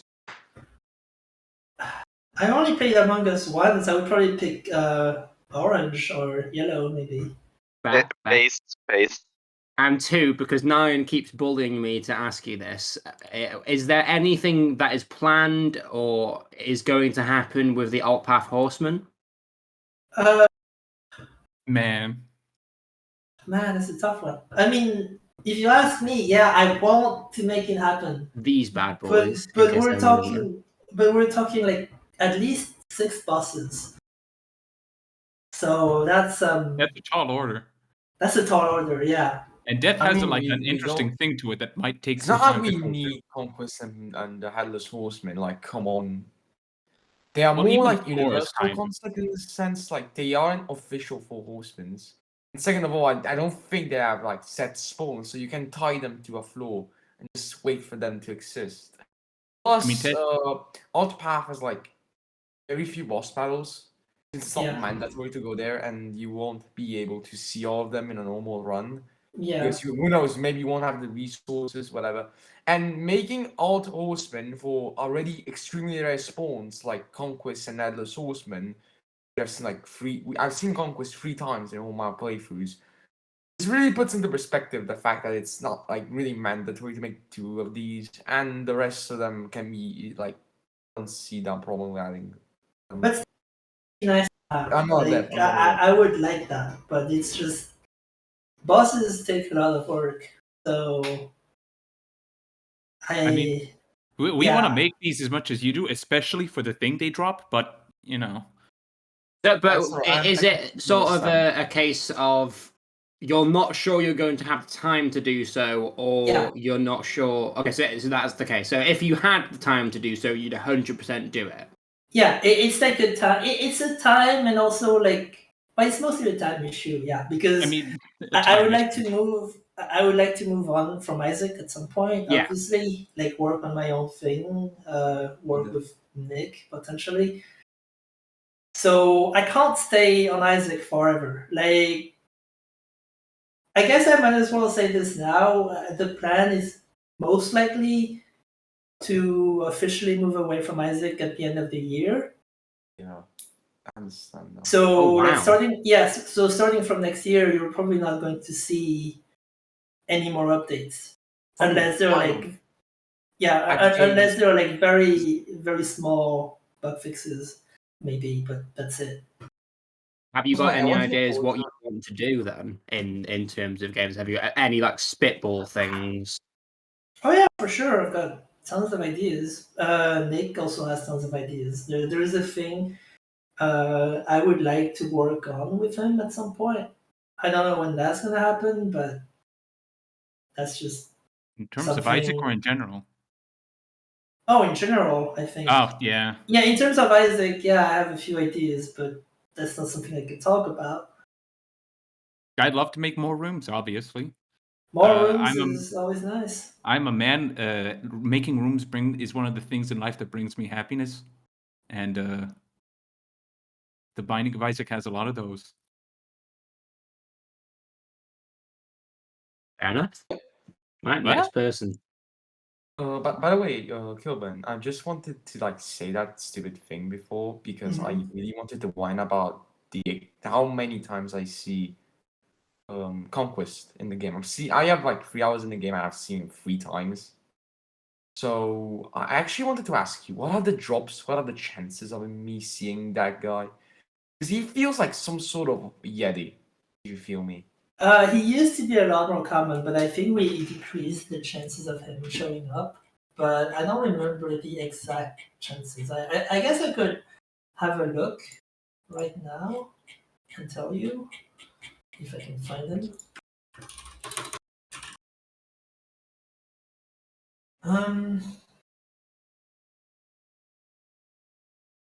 Oh wow, okay, it's just like okay, it's not as bad as I thought. It's just so if Death shows up in the womb, there's a 50% chance that he's gonna be replaced by Conquest. Oh. That's it. Okay. Alright, so there's a 50% chance that he shows up instead of a boss. A floor where there's already an unscripted fight. Yeah, that explains why I've never seen him. Thank you. Yeah. If you use Book of Revelations in Womb 1, you would probably somewhat reliably get him. Like it's just like not like the Book of Revelations guy, so that's why I don't see him that much. That might be why. Yeah. Right, to the user that's sick. Ask your question, nerd. Hey. Hello, chat. Hello. Oh no. Before I ask the questions, big shout out to Masa. It's his birthday today. Happy birthday, man. And I didn't hear him. Oh. What'd you say? Yeah, you kind of. I didn't hear you. He said happy birthday to Masa. Masamitsu. Oh, you want to say happy birthday to Masamitsu? I got that. Oh. I heard Masa, and I'm like, yeah, I know what you're saying. Yeah. Happy birthday. Happy birthday, Masa, by the way, if you're listening to this. Masa's not here right now because he's being a nerd, but Oh yeah, typical Masa activity. Yeah, basically. Yeah, cake and ice cream is on its way, by the way. Can't believe he's already 56. God. Wow, how time flies. Can't believe I'm 72. 89 years old. Really? He's 89 years old? So I'm fast. 60. So I have 3 questions here. We're gonna go from like least interesting to most interesting. So for Delirium, I know. Well, I don't really know if a Delirium rework is really on its way, but I do have one. Delirium is a tough subject. One tiny suggestion that might make it a bit easier in the meantime. Is it possible to just remove the speed up that comes with the different health states, and then like how much would it change the fight? Would it actually like be functional, or would it just completely break it in some way? I couldn't get out of that. Sorry, did you see? Did you say like remove the speed up he gets when he's at low HP? I think that's something you can do. I never liked that part in the first place because it breaks a lot of the bosses. Like they're not like their AI is not supposed to run this fast. So like it's not surprising that sometimes you just end up with situations where things kind of just you just take damage and there's nothing you can do about it. Yeah, like when he turns into the Fallen, and then he shoots the Brimstone Beam, he turns into the King. Nothing you can do about it. The whole screen. Yeah. Okay. Second one is, although it's already been asked, I guess, are there any interesting synergy ideas that you're looking forward to? Or looking forward to implementing? Yes, tell us all of the spoilers. We won't tell anyone, I swear. No spoilers. No spoilers. There's only 89 people listening, it's fine. Yeah, I'm not talking about that. Okay. Oh wait, a second. So I remembered what item I wanted to buff. Oh, okay. Pressure. So if because mine is getting strong. Wait, so if we nerf it, people can blame it on you. Based. I think pressure, I but this actually is nerf fine. it, and people can push the blame on me. That would be awesome. That's great. That's great. I'm all for this. Yeah, let's do it. Great idea. I'll see you next time. Brand new stupid ass question. So, last one is, are there any interesting jobs that you did early before you did music and game dev? Any cool stories to tell about that? Ooh. No, I mean I used to do programming for like a gas company. No, it wasn't a gas company. It's complicated. It's like a company that makes software for like petrol mining or something like that. I don't know like the word in English, but it's like it's just software that they would sell to petrol companies to help with like mining operations and stuff. Cool. It's You're French, right, Kel? I am French, yeah. Okay. Every time he went to the office, gas would fill the room. Gas. Gas. How does it feel waking up French? How do you feel? What? How does it feel waking up French? You know, is it disappointing? Yeah. No, I mean, not really. It's okay. Waking up Welsh. Where's your exact location in France? Just out of curiosity. Wait, are you asking me to dox myself? Yeah, just to me, it's fine. I'm like somewhere in the south, I guess. Right, on my way. You got him. We got tomorrow. Right, sick. Go away, you stinky. We're gonna move. I thought I saw a mouse on the floor then. Wait, what was the original question again? Oh yeah, like what jobs I had before the whole game dev thing. I don't want to talk about this as much, but it's like I used to do work for Gmod as well, as in like Garry's Mod, but I didn't really do as much as I would have wanted. I mean, you kind of did like experimenting with Garry's Mod before you got I did that job. I did a lot of experimenting, but it's it was a bit rough working on it because it's not like I think I realized it wasn't really what I wanted to do because working on Gmod felt more like working on a tool rather than a game. And I just realized that I enjoyed modding the game way more than actually working on it. Right, so you worked on Garry's mod? Would you be in the like? No, you didn't, or you. I did work on it like very briefly, yeah. Would your name be credited anywhere, or? I don't think Garry's mod even has credits, does it? Yeah, I suppose actually, yeah. And besides, I didn't work on the game while it was in development. I just did like a little bit of maintenance and adding new features and stuff like that, like way later on. Guys, I'm sorry, Warden. So I wouldn't say I even deserve to be in the credits. Like I didn't really do much at all. Hale is actually Gary, little known fact. Anyway, little gamer, you've been waiting patiently. Yeah, I got some questions about the game. Like earlier, I heard you guys discussing about tainted characters possibly coming to dailies, and one of them was how Tainted Cain can easily break the game by just crafting an infinite amount of items. Like, do you think there is a way you can like restrict such game breaks like that? Like, for example, with Tainted Cain, I would like to, but I just think people would hate it. That's the problem. And I don't know if I want let's say you try to craft Arky, you could just give it a random item instead of directly giving you the item. I mean, why? I think that's okay. Like, if you find the recipe for Arky, like, kind of earned it. Unless you looked it up on the internet, in which case, but shame anyone on can you. just anyone can just figure out the seed and then just find a recipe for it. Yeah, I know. Shame on you if you do that. I am judging you every time you do this. Also with dailies, is there any possible chance that we can get like alt path dailies or even a daily for green mode specifically? I think that would be interesting. Like we talked about that before. The thing is just figuring out which days should be dedicated to this sort of thing. Okay.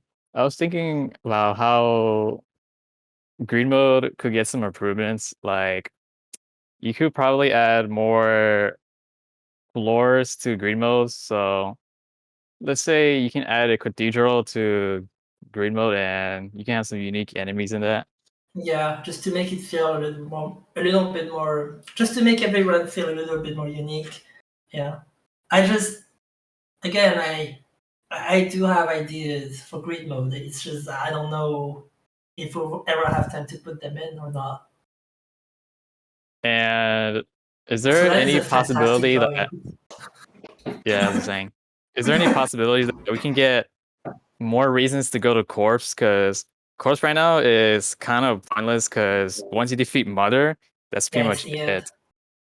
And I would like to see some more variety or more reasons to go to Corpse. I mean, what do you want to do after Mother? That's the thing. Do you want to do the Void? Would you want to go to the Void after beating Mother? I was thinking more of a 50% chance to go to the Void, kind of like Mega Satan, except that this time probably there is no direct cutscene. Yeah, I guess that would make sense.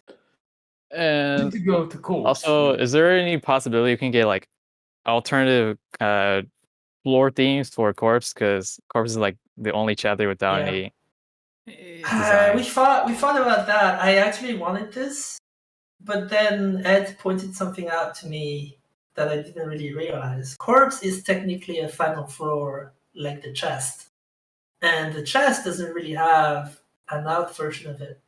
I mean, there's the dark room, but that's not really the same thing. So with that in mind, I'm not actually sure the corpse even needs an out floor. Okay. Like, yeah, we have Mortis. Like, we did plan on doing that at some point, but like, I don't even know if that needs to be a thing. Like, we still don't know what to do with Mortis. We just have the name and like a very vague idea.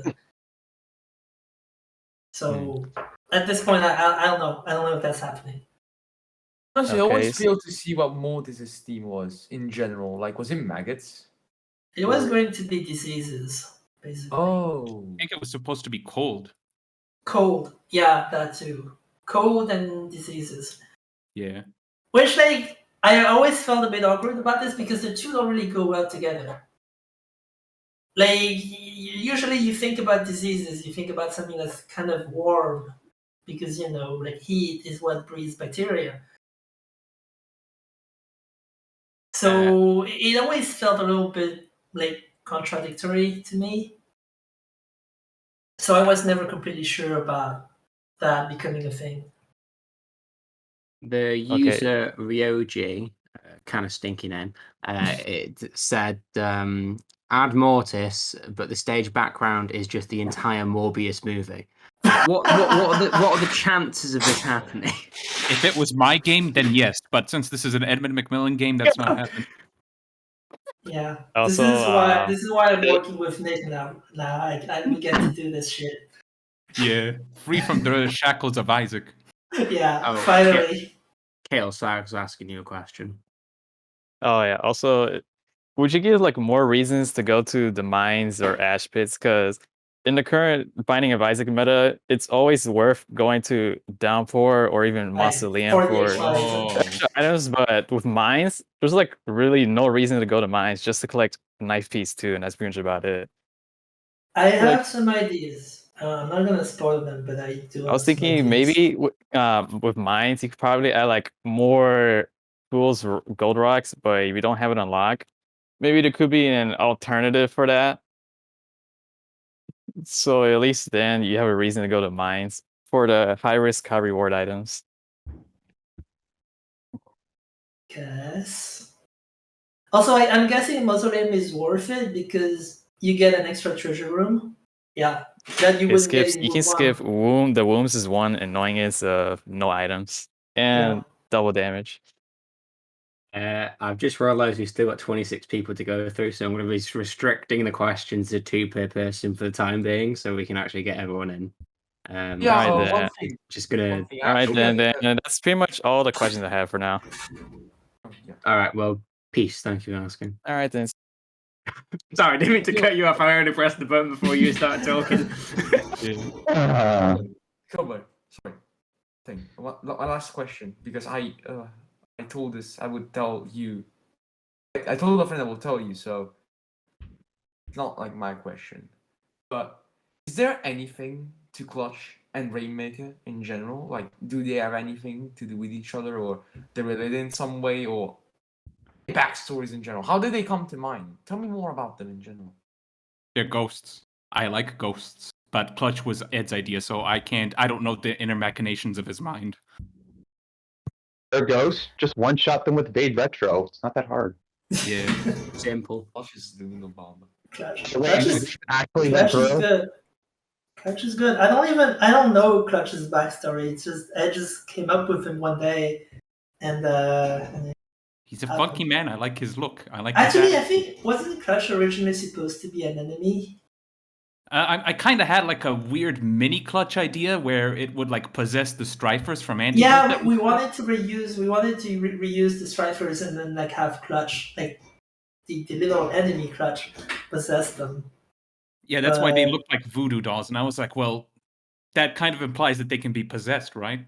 Yeah. And Ed loves his possessed dolls, so. Right, thank you. I will tell my friend when the ANA. Yeah. Right, next person, and shut up. 27 people, Jesus Christ. Hi. Hey. Hello. I was wondering, like, so when you bomb bums, you get increased steal chance, but for some reason, when you bomb key bums, nothing happens. Is that intentional? Probably not. I'll check. I mean, I didn't make key bombs, so I don't really know, but maybe Ed's idea was that key bombs have no soul, so no one cares if you bomb them. I kind of thought about that, but then it's like the rotten beggars are also already dead, but they increase it as well. Well, that might just be another side for me, because Ed never told me whether they should increase deal chance or not. All right. Yeah, and you said I'm not really seeing anything that shows like whether they were intended to be this way or not. okay. I just had always wondered because that's like they're the only ones that don't. Yeah. It's a good point. Yeah, they just don't have. Yeah, they don't even count as like killing a bomb. I have to ask Ed about this. Like, it could have been an oversight, or it could be intentional. Well, he is the only one that isn't called a bum in the code. That is true. It is Oh, called. what's he called? He's called the Keymaster. The Keymaster. Yeah. Let the record show that blowing up bombs sends you to hell, but blowing up masters doesn't. Yeah. Except the double okay. bomb. You said earlier too, when you were talking about Archie, that like you don't like it, but oh, I hate it. It's a terrible item. Yeah, but people like it, and it's supposed to be something that is just stupid. Yes. I was wondering if you felt the same way about Sci-Fly and C-Section, because I feel like both of those items are almost game-winning just upon picking them up. So, Sci-Fi was a bug, actually. Okay. I mean, it is. Yes, it's a fly. That's what bugs are. Absolutely not intended, but it wasn't supposed to be this fast. It was always supposed to have a cooldown, but ever since Anti-Birth, the cooldown just didn't get applied at all, and I never noticed. And it kind of just stayed this way forever. Well, then it got nerfed in a previous update, but I barely noticed it change. Yeah. Like, it's just the kind of thing, like, people like it so much that I don't really see the point in nerfing it. And it's not game-winning in, like... I guess it is kind of game-winning, yeah. Yeah, because, like, most of the enemies, their tiers are what's threatening, like, especially, like, Isaac and Blue Baby. Yeah. As for C-Section, that was actually kind of an accident. We actually, when did we add C-Section? Was that 1 point? I don't even remember the version numbers anymore. But that was like the update that came November a long 2021. time. Yeah, so that was like an update that people have been waiting for a long time, and we actually had to add all the missing birthrights and all. So C-Section was something I made pretty late in development, and I didn't have time to test it as much as I should have. So the damage values were too high, and I only realized that too late. And at that point, like, everyone played with it, and they were like, "Holy shit, this is so good!" So I just couldn't bring myself to nerf it. But I thought it was supposed to be really strong. Yeah, but it's like it's way too strong right now. That's kind of the problem. Like I feel like it is way too strong. Like all three of those items, Archie, Sci-Fly, and C-Section, I would personally really love to see them all nerfed because I think feel like Archie. So Archie, like the point of Archie is that it is really stupid and game winning, and like I'm fine with keeping that one that way. Like it's supposed to be this way. But Sci-Fi and C-Section aren't supposed to be like that. They're actually supposed to be fun items. Yeah, I would love to see at least those two nerfed then, because Sci-Fi, because what I think of when I think of Sci-Fi is like back in Afterbirth Plus, if you had like 3 pretty flies or 2 pretty flies and a cube of meat, it's basically impossible to be hit by bullets at all. And that was changed in Repentance, where the orbitals have smaller hitboxes, so now you're not just impervious to bullets anymore, but then Sci-Fly kind of flies in the face of that. Yeah, and it kind of is even easier to get single-handedly because it's a single item. Yeah, definitely. So yeah, I think that's we- interesting. I guess we could. Yeah, who cares about the If you meme? nerf them and people get mad, just blame me. Blame me. Who cares? Who cares about the memes? Like, you know, I'll take it. I'll be the guy who killed Sci-Fi. Good. Well, I would love that. As long as C-Section stays a reference to C words, it's fine. Did I mention? Can I even say this? You can say cunt in front of me. It's probably fun. Yeah. Let's swear in my presence. What's going on? No, none of that fucking swearing. Originally, I wanted C-section to give Isaac a vagina mouth as a reference to, well, C-word. And it's a game head made. I even made the sprite for it. I don't think I can show it. Oh no, I don't think he can. If he put that in the game, I think that'd be a disaster. Yeah. The game's already rated M. What's the problem? It's even worse. So it would have made it to Switch. Fine, but a vagina is not. You know what? I'm not gonna show it. You can imagine what it looks like. Oh, it's. This is an exercise to the viewer. Yeah. All right. I just have one more really quick question that I'd rather get from you. I have one more really quick question. I've been working for like the last long time, like the last year or something, on a really long review for The Binding of Isaac Repentance, and I was wondering if you'd be interested in letting me interview at a later date and put it in the video. Well, it depends. Is the review good or not? If you're actually interested, I could send you some of what I've already finished. Don't worry. I'm just kidding. Like I don't. I mean, I do care about what the review is, but like I wanted to be honest. I'm just like whatever you think about the game. Oh yeah, no, totally. I've already finished like most of it, which is why I'm asking now. I think. Yeah, sure. Okay, this is something I can do. Okay, cool, awesome. I'll follow up with you later. Yeah. Just DM me about this later on. All right. Well, that's all my questions for now. Thanks so much for hosting this AMA. Okay, no worries. Thanks. I was going to say this sooner, but hi. Oh, Galaxy. Hello. Hi. Hello. I have a question that was I always wondered why Crooked Penny was quality 1 because I feel like some people kind of underrate the item, and like I kind of upset that the item is quality 1 because I would like to find with other stuff like Sacred Orb and stuff like that. I always wonder like what's your opinion of the item? Like why do you make it quality 1? I'm just curious. What? Sorry, I didn't get quality 1. Why is Crooked Penny quality 1? Why is it quality 1? Yeah. Because it's a bad item, and every time I use it, it always gives me a penny. Yes, absolutely. Okay, Alexei, I'm going to DM you my recent freaking Crooked Penny run.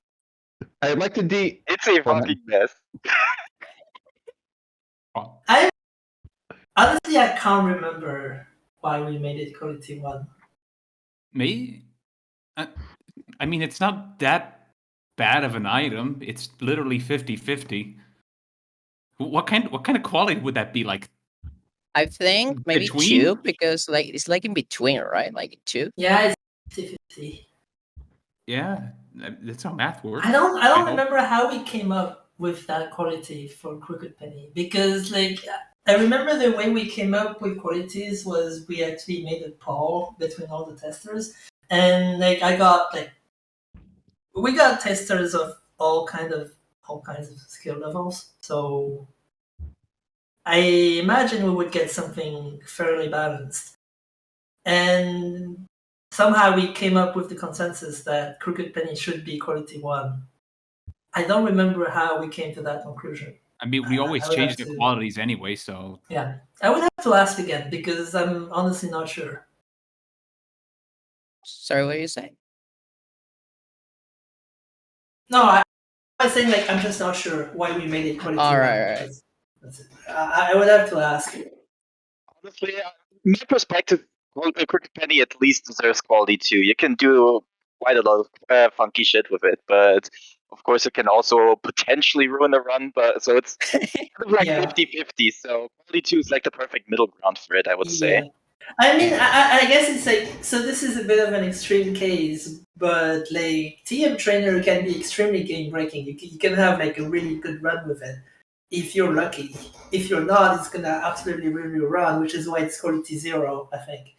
I think it's quality 0? No, it's 2. It's 2? Yeah. Didn't we make it 0? No. Wait, what? Okay, hold on. I need to. Oh my god.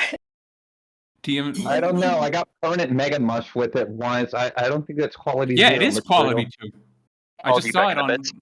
When did we make it quality 2? I could have sworn Because I made it's it a quality great 0. item. I mean, it is a great item, don't get me wrong, but I always thought it should have been... Oh, I think I know why. It's because we removed most of the game-breaking effects. So usually it would be like a relatively positive thing to find. I mean, it triggers farts all the time. That's why it's Yeah, quality 2. I mean, that's a positive effect, isn't it? So yeah. You ain't gonna find that in Pokemon. Yeah. So I had a second question. It was whenever I play like with mods, especially when I play with other people, because I like to play like the online co-op. It's always annoying having to like disable all the mods. Like if we want to play with mods, like we had to had the same mods enabled, or just other people wanting to like just enable some mods. I was wondering if maybe maybe there could be like to create like mod profiles. Like you can have mod profiles where you have this enable and this or it's not. It's down to plans. That would be nice. I just not sure how much work that would take, especially since the test multiplayer thing isn't even supposed to be supported. So, but still, that would be handy. Yeah, it would really be, especially because I seen some people having like 100 mods or something. That just doesn't sound fun. Yeah. So I imagine having to disable them all and then like enable them again would be kind of a pain. I'm honestly not sure what would be a good solution for this. This is something we'll have to think about. Yeah, it's kind of tough. Right. Well, those were all my questions. Thank you very much. And worries. bye bye, Among Us. Yeah. True, Among Us. I agree. Sorry if any of us keeps like rambling on for a long while. If we start rambling, please press the skip button, and it'll. Yeah, please press the skip button. Hello. Hello. Heard? Can you hear me? Yeah, we can hear you. Okay, question number 1. Is there anything behind Henry, the rare poop? We're talking about Henry, are we? Oh, Henry. So who's gonna tell him? We can't answer that. Yeah. Can't answer that now, can we? I would love to not answer that. Yeah, let's not answer that. Henry doesn't exist, but there is something out there in the woods. Okay, good that you said that, because that was my second question. I saw a concept art for floors and it had woods in the end. It was obviously scratched and I was curious what was it about. Oh, the forest. Yeah, that was something we wanted to have after the corpse. And that was supposed to be like a purgatory area. Purgatory. Yeah, that would be kind of equivalent to it would be like an area that's like somewhere between the chest and the dark room. Like if the chest was the holy path and the dark room was the devil path, the forest would have been the neutral one, basically. So it was basically going to be purgatory, but we never ended up making it. Can I ask a question since my first one was skipped? Yeah, go ahead. No worries. I just got asked. I know you can't tell me any details, but there are 2 big mods that can't be released right now because of some modding API issues. And I was wondering if it's even on the table to have the fix that required to make those mods releasable. That's a complicated one. I don't know if I can answer this. I'm aware of the modding API issues, and there's something I've been trying to do to kind of help fix that. But I can't, I don't know if it's gonna work out or not, so I can't really say anything about it right now. Thank you for your answer. Akio Kill says hello. Oh, hi. Hello, Akio. No, wait, what? No, Kale, Akio says hello. Sorry. Yeah, it's Akio. He said hello. Okay, thank you. Check out Yeah. Thanks for the questions. Delirium mod, please. Goodbye. Bye-bye. Right. God, it's not going down. It keeps on staying at 26. Oh my god.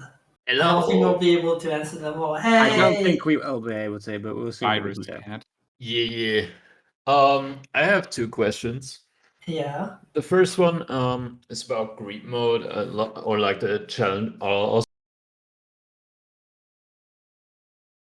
if the enemy waves, like you get some spawns, like explosive enemies spawning on top of you and some stuff. Ooh, yeah. Is it possible to make it so like you get an indication or something that like you can dodge the spawning enemy? I would that the only problem is figuring out what the indication should look like. An enemy outline like half a second before it actually spawns. Something like that, yeah. Yeah, something because like that would I be got nice. some ridiculous Tainted Lost greed mode runs, so yeah. Oh, yeah. I'm sorry about that. I see exactly what you mean. I think it would be nice if there was a way to tell where enemies are going to spawn, for sure. Yeah, like having a little bit more iframes or something. I don't know. I think like you should just be able to tell like where they're going to spawn. Like a little bit like a little bit like what Gungeon does with enemies. Alternately, what BBF does the moment you enter a room, where there's a little cooldown period before it actually explodes, and if you kill the enemy as it spawns, it doesn't explode. Yeah, I mean, I think I've already done that for some enemies, but not all of them, which is why you probably still took damage a few times. Same with enemies that explode into projectiles upon death. Yeah, like you just can't. Yeah, you just can't account for everything. There's so many enemies in the game at this point. Yeah. If I did it case by case, I would probably miss a bunch of them. Yeah, and it would take a lot of time probably. Yeah. And the second, like, it's a very small question, but like, I noticed Box of Friends doesn't duplicate familiars that's given by trinkets. That's because of the way it works. It's a little bit complicated. It's actually not easy to tell what item, like what familiar was given by an item. Oh, okay. And so if Box of Friends just blindly duplicated every familiar, it would just duplicate the copies as well. So if you had like, I don't know, Brother Bobby, and then you use Box of Friends once, you would get 2 of them. But then if you used it again, you would get 4, and then 8, and so on, and you would just go out of control. So the way it works is it only duplicates familiars that were given by an item. And Yeah, I think makes that's why it doesn't duplicate the ones given by a trinket. And it might be a bit tricky to fix that. That's something I can look into, but like it's not a huge deal. It's just something I noticed. Yeah, that was all my questions. All right, thanks. Thank you. Yeah. Oh yeah, by the way, happy birthday, Masa. I didn't say it. Oh yeah. Someone clip that. Idea. We should probably just all sing a birthday song for Mother. At the very end of the very end, I reckon we should all do that. Absolutely. Happy birthday to Masa, and then submit the registered And then everyone else shouting happy birthday, and I'm there like, you suck. Yeah. Great. Anyway, wasted mine. How you're gonna do that? Hello, can you hear me? Yes, loud and clear. All right. So my first question, I first thought I can deliver it to Kilburn, but since he is not the person behind room designs, I want to ask Leather Ice Cream to my question. Can I? Yeah, go ahead. For sure. What were you smoking when you made a narrow room in a chest containing one the fallen boss? Which boss? That's the I'm Fallen. pretty sure that's like It's an not Edmund. That sounds like an Edmund rune to me. Yeah, I don't because usually fuck with the No, it wasn't yeah, because Forsaken. I had a Tainted Lazarus run on pre-patched version of Repentance on Xbox, and this room kind of ruined my run. Okay, the second question is to Kilburn. I had it since the Repentance release, but man, why did you nerf more of the Void? I just wasn't a fan of items that could just endlessly spawn black hearts. I think Maw of the Void was really powerful as is, like just for damage. So there was no reason for it to give you a damage up and then make you nearly impossible to kill on top of it. Yeah, no, Maw of the Void was just like Maw of the Void was just like an item that could single-handedly carry your run to the end, and it in a way needed that a wasn't nerf. very fun because it just made you impossible to kill, basically. Uh, And I wanted to avoid that as much as possible. So it made sense to me to nerf it. Can I speak? Yeah, go ahead. Yet there's a glyph of balance, if I pronounce it correctly, Yeah. that can be unlocked by beating Greedier as Magdalene. And you know, with half of a soul heart, you can cheese this item by cleaning rooms and getting soul hearts. So, like, you've cleared 12 rooms and you can get a full set of soul hearts by having only a half of a soul heart and glyph of balance. So are you going to do something about it, like reworking it or not? But you have to clear them with only with no health, right? Yeah, You have I to remember. You have to clear a lot of rooms with very low health without getting hit. Yeah, I had the Tainted Forgotten run and I used this cheese, but it was really risky. So I guess you're right about this one. I think probably okay. Yeah, like it is a bit cheesy, but it's still like high risk, high reward. So I would say that's okay. Yeah. Also, I found out about two, I don't know, exploits or just glitches. Like when playing as Tainted Keeper, I picked up Damocles and used it, but it didn't do anything. Yes, like That's I. a problem. It probably should. It should give you more items. That's something I can look into. Yeah, that's what I wanted to tell you about. And as Tainted Magdalene, I found a way to get yourself a lot of money by having a lot of health, sharp plug, and for blood donation. That you probably I don't know. you know. I'm honestly not sure what to do about that one. Sharp plug is a huge problem with Tainted Maggie, and I'm honestly not sure what would be a good way to fix it because it works as intended. Like it makes sense for it to work this way, but it's still extremely broken. And I'm not sure what would be a good way to balance it. All right, and also I had a one concept. Like I remember I was playing the game. I entered the arcade and I exploded the shell game. And at 1 second, I thought, like, why when you blow up the shell game, your chances to get devil or angel deal does not increase like this? That's a good point. That's a good point. It's it is like, a bomb. it is a bomb, so it should increase your devil chances. Yeah, it's still a bomb.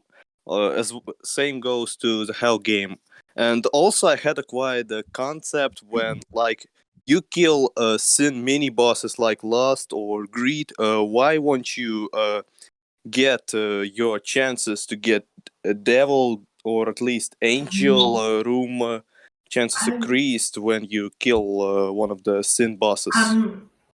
I'm not sure about that one because that's not a choice usually. You don't choose to kill a sin. It just happens. So I don't think that should increase your chances because usually you increase your devil chance. Like you have to work for it, right? You have to, if you want to increase your devil or angel chances, you have to work for it either by not getting hit or by making a choice, like blowing up a bomb.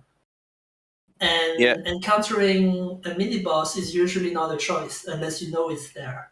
and usually you don't. So I don't think it would make as much sense for it to increase your chances. All right. And the last question I have, well, I'm quite unsure about this one, but I heard that November patch, you've been working on this all along, like only you and nobody else was helping you back then.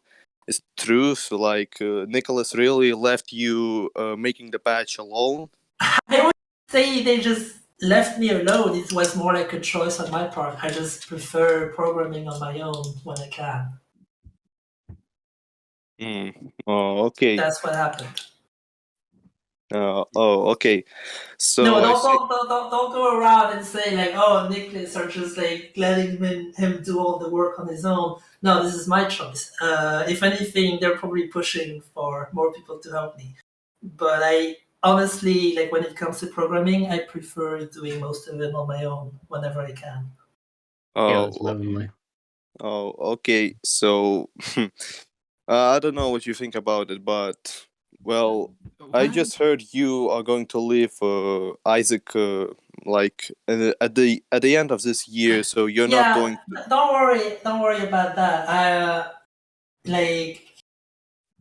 I am thinking about getting someone to replace me. So I don't think the game is gonna be just like it's still going to receive bug fixes. Don't worry about that. Oh, yeah. So it's because like I don't know about this, but it would be really good to have like a local not local, like online co-op when you can invite your friend to play with you in co-op in Isaac, and they can join you since I'm playing on Xbox, and you can pretty much do it in some co-op games on Xbox. So, but I guess it's more like a Nicholas thing to do, rather than you. Souls are more their thing, but so I can't really speak for them. Yeah, so that's pretty much it. I don't have any other questions. Like, I think some of questions that I want to ask going to be asked by someone else. So I'm just going to leave it to them. So goodbye. Okay. Bye-bye. Thanks for the questions. Bye-bye. You're my little fucker forever, Kilburn. Glue glue. So regarding Every day that we stray further away from God. That was clear as hell. Hello. Hey. Oh, my question was if Apollyon and Tainted Apollyon would get reworks. I can't promise anything. We have ideas, but I can't tell you when that's gonna happen. Okay, that was my question. All right. Quick. That was quick. Thanks for stepping by. Thanks. My Apollyon Locust thing is still on the table. If you want to go through with that. Can you reply to your message, because it is quite far away? I know which message you're on about, but do you know where it was? Because I don't want to scroll back up without knowing. Yeah, I have to read that again. Locust. Regarding the Tainted Magdalene sharp plug thing, you could nerf it so that sharp plug doesn't work on pocket actives. I could, but like, why shouldn't it? It makes sense that it would. So it's weird. Anyway, I guess that. Growl truck. Sorry, we. Or I could just completely blacklist sharp plug with as Tainted Maggie, but that's not as fun. Blacklisting is something I'd like to avoid, unless I absolutely have to. Growl trucks. Hello. Oh yeah, hey. So I have two questions. The first one is, know that active items are a thing, pocket items like Abyss and Dark Arts. Have you ever considered making the original characters like D6 or Maggie's Heart or Book of the Belial, like making a pocket item? Yes, I have thought about that. I decided against it because I thought it would make the normal characters less special, and they're also balanced around their active items not being permanent.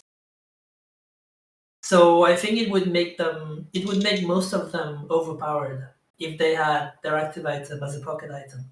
Especially Isaac. I think your Isaac- idea for your idea for Birthright for Isaac was that the D6 becomes a pocket item. That was one of my ideas, yeah. We didn't go with it. And then we ended up like I see. we sort of did it, but it's different, right? Yeah. So yeah, the Tainted characters were balanced around the fact that they have a pocket item, but the normal characters weren't. So if we just took their items and made them into pocket items, they would just all become overpowered. So it just, yeah, it didn't make as much sense to me to do that. Okay, so the second question is there a reason why the Demon Vigor just drops 2 spiders when you bomb it? Yes, because I think that's really funny, and because that was a thing in Wrath of the Lamb. Yeah. Okay. It was a thing in Wrath of the Lamb, and I wasn't sure why that didn't make it over to Rebirth, and I thought that was perfect, so I just asked Ed about it, like if I could just put it back in, and he was fine with it, so we did it. Okay, so thank you, that's all. Yeah, thanks for the questions. Thank you. Sorry, I was struggling with my microphone. It started bugging out. Bug. Hello, Justin. Hello. I just have Hey, a quick question. Is Jupiter based on Frog from Nuclear Throne? Yes. Yes. Absolutely. Yes. Alright, thanks. Just wanted to know that. Fair enough. Thank you for coming on. Yeah, thank you. Oh God, the cursed user. I'm scared whenever this one person comes on. Hey, hello. Yeah. How did band user get in here? Don't worry about it. This is scary. So, hey, I kind of came in to ask a very specific question for Leather, actually. Do you have any Plum facts? Did I tell people that Plum is based off this plush my brother got when he was like 3? No. He got like a plush of like a plum. I'm not sure if it was a plum or a blueberry, but it's basically very similar to Plum. It was very round, very cute, had like little limbs, and but it was just purple. The That is plush, and then I really was like, good. well, and then I sort of based Baby Plum off of that. That's really good.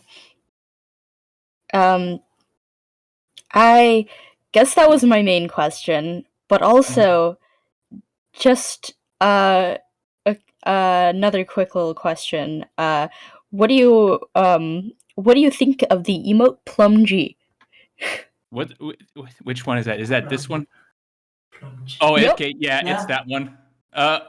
It's good. Stop! Yeah, Stop! Chat! Stop! No! Yeah, it's good, but don't spam it. Fucking hell! What have you started? Actually, stop it! Jesus I saved a lot of- Christ. If any of you carry this up, kill! Fuck off! I keep Well, that was all. I keep a lot of Baby Plum fan art on my computer too. Those are great. If any more of you carry on, I'm literally just gonna start fucking striking. Oh, do you mind if I get? Right. Hey, mods, do you mind if I get some? Do you mind if I get some quick perns to send a Plum image that I have? Just send it to me and I'll resend it because it's All right, got it. names. I swear to God, stop! One first thing All was a right. thing years ago. I think. Right, I'm just gonna manually hand out probation rolls because I can't be off to striking you. Plum takes over the AMA. Where the fuck is Don't wait anyone after the message I sent if I see more Plum's G spam. How come there's no Okay. Mama Plum? I had an idea for that, but I don't think we're gonna do it. But I had like an idea for some kind of parent to Plum, and they were gonna be purple and spiky because I wanted them to look like the giant plums from Rayman 1 that you fight in like the first boss. Isn't the first boss Mr. Mosquito? Yeah, but the mosquito carries around giant plums. Oh, well, that's great. Oh my god. That's great. Yeah, Oh, this that's is a so plum cute. that grew. She's real. Oh. She is. Plum will be real in 5 years. All right, that's all I really wanted to say. Yeah. Goodbye. Well, scary I'm still user. waiting for like one of the plum. I'm still waiting for one of the plums to come to me so that I can finally reunite it I with just the had a- inspiration. Go on. Honestly, it's sorry. I just had a thought regarding Siren. Mhm.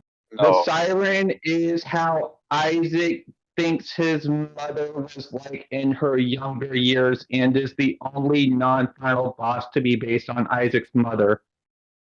No idea. I think Siren is just Sage putting Yeah. herself in the game. You should Sage, ask oh. her. Yeah. That's I think self-insert. Siren is just like literally a Sage is siren. Isaac's mom confirmed. I mean, plenty of bosses in the game are just mom anyway. Yeah, that seems like the more I like think the mostly final explanation. bosses. Sorry, what? Aren't most of the Isaac's mom bosses mostly final bosses? Like mom, mother, Yeah. beast? Did you know that Satan is also supposed to be Isaac's mom, which is why his legs are so thick? Is that why his voice clip is mom's reversed? Yes. Yeah. We also thought that was just to like save cost, but no, that's just mom. Again, everything in this game is mom. That's the reason why it used to be called Mom. Okay, hi Sleepy. Hi. Yeah, sorry, Sleepy. Go ahead, talk. No worries, Hey. no worries. Can you hear me, by the way? Yes. Yeah. Okay, cool. So my first question is, has there been any like discussion recently about Blue Baby as a boss? Like, it's been Yes. a while since Yes, there's been. I agree. Yeah. I think Blue Baby could really use a makeover, but again, like there is so much to do. Yeah. So yeah.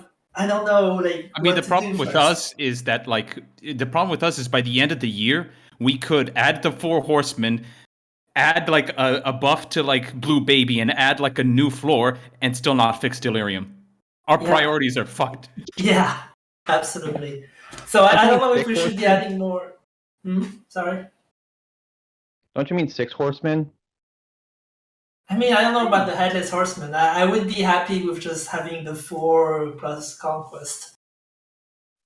I'm sorry. Joking. Some more. But yeah, like there is so much to do. Like if we add more on top of that, we're never gonna get to this Delirium rework. Yeah. Yeah, right. Like it's important to fix Delirium. I completely agree with that. We shouldn't get too distracted.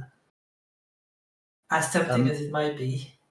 Yeah, that was going to lead into my next question, I guess, because you kind of answered it. I was just going to ask, like, is there any like planned? I guess, like, I guess the way I'm going to put it is, in the Tainted character, like side of unlocks and stuff, you kind of end up just like grinding them out one after another, and it kind of becomes a little bit tedious about like, I don't know, like halfway through. So I was wondering if there was any like planned, I guess like global unlocks. You know, like everything is terrible or whatever. Like I know there's like champion bosses in the like base game and stuff. To kind of things up a bit. Yeah, just to you know, just so it doesn't feel like, oh, I've seen everything and I'm doing everything exactly the same way over and over and over again. I completely agree. Right. I So think it would be nice to if you could like unlock an extra set of champion bosses or something like that. I have a lot of ideas when it comes to that. But again, this is more work, more stuff to do. And at this point I don't know like what I can promise or not. This is all stuff I would like to do. It's just I don't know if we'll have the time to do it. yeah, I mean, it like there's been tons of suggestions and stuff over the years, and some of it's fallen by the wayside and stuff. So, yeah, I guess since there's not a lot of time left on development, you really need to like focus exactly on what you are going to do left. What we with the really game. want to, Yeah. what we really Yeah. want to do the most, basically. But I agree that it would be nice to have more progression unlocks while you're doing the Tainted character unlocks. Because, yeah, I agree that they do get very samey after a while. Yeah. Yeah, so I guess that's pretty much it. I was actually going to ask one for Leather, but it's not actually related to the game at all. Yeah, well, feel free. So, Leather, when exactly do you stream? I can never catch you ever. Like, is it just at random. Oh, I try okay. to announce it before like a few hours, or maybe sometimes if you're lucky, I'll announce it a couple days before that on Twitter or something. Right. But otherwise, it's random. I just do it when I feel like it. It ain't my job. So Well, yeah, of course. Yeah, that's it. Thank you for having me on. That's yeah, pretty thank much. you. Yeah. Peace. Yeah, I'll go now. See ya. At least I have Vaughn. All right. Thanks for stepping by. Yeah, thanks. Wholesome person. Yeah. Yeah.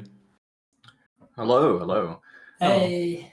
I was just wondering, just in general, what do you want to do with the modding API? Like, what do you have planned to do with it? What to add support for, and just fix in general?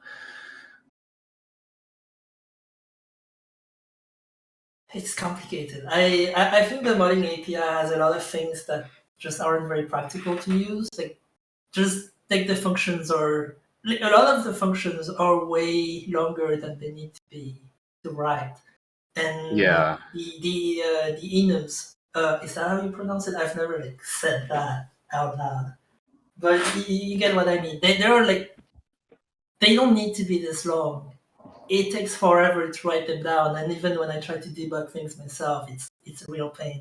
And then of course there are all the missing functions, like the classes that don't even work. There's a lot to do, and I'm not even sure I'm the most well placed to work on something like that. So yeah, I've been. It's tough. It's tough, but yeah, I don't really know how much I can talk about this. Yeah, that's fair. I have some plans about this. I have some plans that might make things a lot easier for me, like when it comes to the modding API. But I don't know. I just have no idea if it's gonna work out or not. Yeah, that makes sense. That I imagine that's a really big hassle. It is. It really is. It would have been easier if like we just made the modding API from scratch. But like now we got this thing, and everyone's kind of used to using it, and we kind of have to work around all the issues it has, and it is a bit rough, but we'll figure something out. Yeah, that's nice. Good to hear. And other thing I wanted to ask is just the general idea. Where did it come from for reworking Edith as a concept into Tainted Forgotten? Oh, well, that's an interesting one. I don't know if I still had. I think Saj made a drawing a long time ago that she posted in Creative, but I doubt I would be able to find it. But one of the original ideas we had for Edith was that she was a statue, and you control the ghost that would pick her up and then drop her to another position. So she would be like a turret. Like the body shoots, but you control a ghost that moves her around. So she's like a turret that you can move, but the ghost is her hitbox. Okay. And back then we scrapped the idea because we thought it would be too complicated. And then we started working on Repentance, and we ended up doing the Tainted characters. And we weren't sure what to do with the Forgotten. Like the original idea for the Forgotten was that he was just the ghost and the skeleton were just merged together, and you basically just played as the ghost with a melee weapon. And I thought that would be a little bit too boring, so I tried to think of a different spin we could put on this. And then I thought about this Edith idea that we had years ago. And I was like, that actually didn't sound too bad. Maybe we should give it a try again. And we did it, and it worked out. And that's how Tainted Forgotten happened. Originally, the skeleton actually shot Bone Tears because I thought melee, like giving him melee only, would be too restrictive. But then it turned out, like, since you can pick him up and throw him, that's actually not a problem at all. You can just throw him right next to a boss or whatever and just whack away with the bone. And it worked. And it worked out perfectly.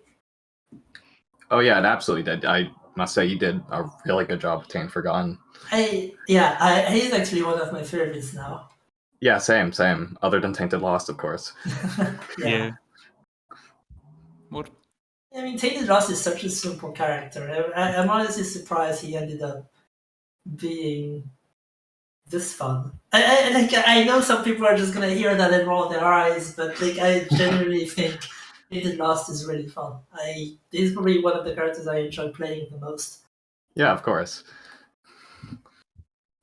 Yeah, that's all I had to ask. Thank you for the AMA. Okay, thanks for hanging out. We are slowly getting through them. We're almost sub 20. I don't know if we'll be able to do all of them. It's getting... No, we got another, 50 minutes, give or take? Yeah. Oh, when you get the chance, check your pings. I wasn't originally going to ping, but Deathpool told me to, and it wasn't even serious. I'll have a look at the pings then. Well, not right now, but after this, I'll have a look. Fly. Yes. Go and ask your question, nerd. Fly. Hey. Hello. Yeah, You're very quiet. Yeah, you are very quiet. You're very quiet. Okay. First of all, I'm so glad that this AMA is not happening at night in the Europe time zone. Yeah. Yeah. Slowly turning a server into a Europe server. Yeah. Okay, just start with some silly questions. Will there more special seats related to some visual stuff, like what was in Antibirth? Oh, Hotline Miami one. That would be kind of funny. I'm not sure what even happened to that thing. I kind of wish you brought it back. Yeah. If I brought it back, yeah. No, I mean, I would feel kind of bad about that because, like, they're like kind of like self-inserts at this point. So I don't know if that's... I don't think it would be good to have that in Isaac. Yeah, well, I just liked the one with the 666 with just black stuff. Oh, the creepypasta mode. The creepypasta one. I guess I can spoil this because I tried it and it didn't work out. But I considered reusing that for Book of Belial plus Wavy Cap. If you had it with Judas' Birthright. Like, it would just replace the trippy filter with the creepy one. That's really cool, though. I considered it, but it didn't look good. That's the problem. Oh yeah, okay. It was it was borderline unplayable, like even more unplayable than the trippy one. Oh well. Okay, and another one will be: are you guys planned to add more fortunes on and rules card stuff? That would be nice. That would be nice. I'm not sure why we didn't add any new ones. I mean, the rules card only covers the secrets in Rebirth, so yeah. It would be nice to. I suggested this right before the game release, I think, but like again, priorities. Yeah. And more fortunes would be nice too, so we can finally have Isaac and reroll. Oh yeah, Isaac can reroll. I forgot about that. And maybe we can actually add like the entire cow farm thing. Oh, I don't know if we could swear, actually. I gotta ask Ed about this. Like, can we actually get away with it? Especially since the original tree doesn't even exist anymore. No, I'm mostly worried about the swearing. I mean, we can just censor it. That's okay. Like, just put the asterisk. Oh yeah. In rated games, bloody babies are fine, but the F word is not. Things so are everyone can finally know how much of a little fucker Edmund is. Yeah. Right. I hate to call this one soon, but we're gonna have to carry on, I'm afraid. Okay. So, peace. Hope that did something. I gotta go. See ya. Bye. Oh, okay. Bye-bye. Everyone's going. No. Still here. Yeah, like got another voice. 20 people to go through, roughly. I don't know how many. I don't know how many of those people are new or not. I'm gonna be looking through them in a bit. Did you lock the queue, or can people still come in? People can still come in, but I organize who goes through them first. Don't worry. Hello. Hello. Hey. So I have a few questions. Mm-hmm. Like, you confirmed that Delirium rework is coming, right? I mean, yeah. We're going to rework Delirium. I can tell One you way or that. another, we have to at least fix like telefragging. This At is least. like the last. Yeah, this is like the last thing we'll have to do before I move on. I'm So, also wondering if the Void rework is coming. That's a complicated one. Like, I have a lot of ideas. The problem is I don't know if we'll be able to do them. Okay. Like, I have a lot of worries about the Void rework because, like, what if, like, what if we make it worse, right? Like, for some people, like, what if some people prefer the old one? Like, how do we handle this? Like, it's always harder to rework existing content than to just make new stuff. That's weird. And I know Ed had some concerns about that as well. Like, I talked to him about potentially reworking the Void, and we'll figure something out. I definitely want to do something at least. Like, I feel like the Void is a lot of missed potential. So yeah, I would really like to do something to it. I'm just not sure what yet. Okay. I have another question. Mm-hmm. Last one. Will there be any more character reworks like Lazarus and Blue Baby? We have, like, a lot of people want Apollyon and Tainted Apollyon to get a rework, and we have some ideas. I just don't know if they're going to happen. They may or may not happen, depending on whether we can make it work or not. I can't promise anything. Okay. I have one last, but this is not a serious question. I have. Oh, okay. Yeah. What do you think about Tainted Blue Baby? How do you like him? And he's really shit. Nice. That's the shit wizard. True. A lot of people don't like the character. I enjoy him a lot, and I was wondering what you think about him.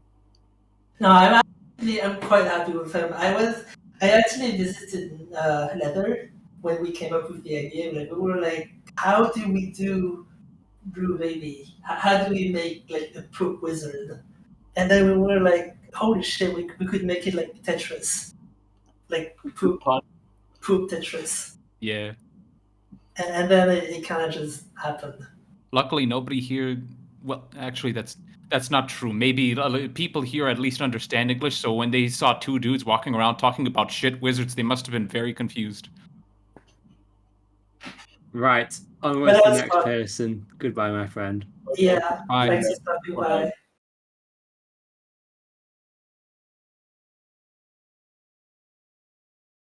Hello. Hello. Just. I have one question about qualities of items. Mm-hmm.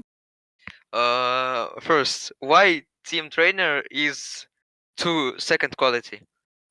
I'm not sure. I have to check. I don't remember because the qualities kind of change very often, and sometimes I forget why these changes are made. So I have to ask. But I mean, I think team trainer is quality 2 now because usually it gives you a positive effect. Like, realistically speaking, it only ruins your run sometimes. You're not like chances aren't that high, and we got rid of most of the really run ruining effects. Not all of them, but that's something I'm actually working on. So, like, thinking about that again, I think it makes sense that it would be quality 2. It's just an item that can be either really good or really bad. So it's kind of the same logic as changing to be quality 2 as well. Okay, but and also why the wafer is 4th quality? It is not such good. Wait, here it is. Wafer's one of the best items in the game. Wafer is like Easy. Wafer is like Borderlands. It basically doubles your HP. That's what it does. It breaks. In late game, you try to not take damage a lot, and you Okay, have what about sacrifice powerful rooms? build. No, yeah, it's the power in the start, but I think it's more quality. 3rd quality, I don't know, really. It deserves to be on the same quality level as Holy Metal. Would I? Yeah, I would say so. Yeah, I'd say that. I'd say that. Yeah. In an actual run, when you have actual HP, it protects you about as much as Holy Metal does. Yeah. It's slightly different. I'd say Holy Mantle definitely is stronger, but in certain aspects. It's more stronger for more characters. Well, to be honest, it depends on the circumstance which one is stronger. Like for self-damage sources, Wafer definitely wins, but in other cases, I would say Holy Mantle is better. Yeah. Overall, I'd rather pick Holy Mantle, but that's just me. Yeah, but both options are like still pretty good. Yeah. I'm always happy to see Wafer, so yeah, definitely. That's pretty much. Maybe if we made a big wafer, that would be item quality 4, and then the last one we could make. Right. Thank you for that question. We're actually sub 20 now, so we're getting there. Oh, that's good. That's good. We're actually getting there. I think your microphone's muted. All right. Hello. Okay, I was in the previous AMA, by the way. So the achievements, right? You know how you changed the 5 Nights at Mom's achievement to only require a 3-win streak, right? Yeah. Will there ever be nerfed requirements for some RNG heavy achievements like marbles or huge growth, needing you to use like 5 of the same thing? Absolutely, that's on the list. All right, that's pretty cool. And next one, this doesn't entirely apply to me, but Ocular Rift. I know people really dislike that item. Is there possible that there will be a buff for it, like its price will be lowered or the rifts will deal more damage? I'm honestly not sure. I feel like it's fine. Like it's a kind of wacky risk reward item. Like it's something. It's an item that can cause you to take damage, but it's still really powerful. So I'm not. Right. That's my opinion. Yeah. I think the item is fine. I just like heard a lot of like controversy around it. Yeah, I've thought about it, but I think it's fine the way it is right now. Gets people talking. Yeah, basically. No such thing as negative press. Right. So there is. All right. And my last question is more jokey. Is this game secretly just a Nuclear Throne reference? I've been playing it more recently, and I like see so many similarities, like the whole skipping canisters to like get the radiation monsters and stuff, like skipping item rooms to get a planetarium. Played a lot of Nuclear Throne. Lennon is actually the one who introduced it to me, I think. I really like Nuclear Throne. It is an excellent game. Yeah, I haven't reached the throne yet. It's okay. Most people don't. All right. Thank you for having me on. Download my mods. No. Yeah, of course. Don't support self-promotion unless it's buying my Patreon, where you just send me money and I do nothing.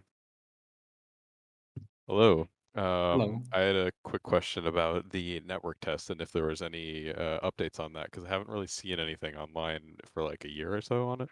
No, I haven't had time to touch it at all. Sorry about that. Okay. Yeah, I can't really tell you if there are any future plans about it. It's just kind of there for now. All right. And then other than that, I had a few small things.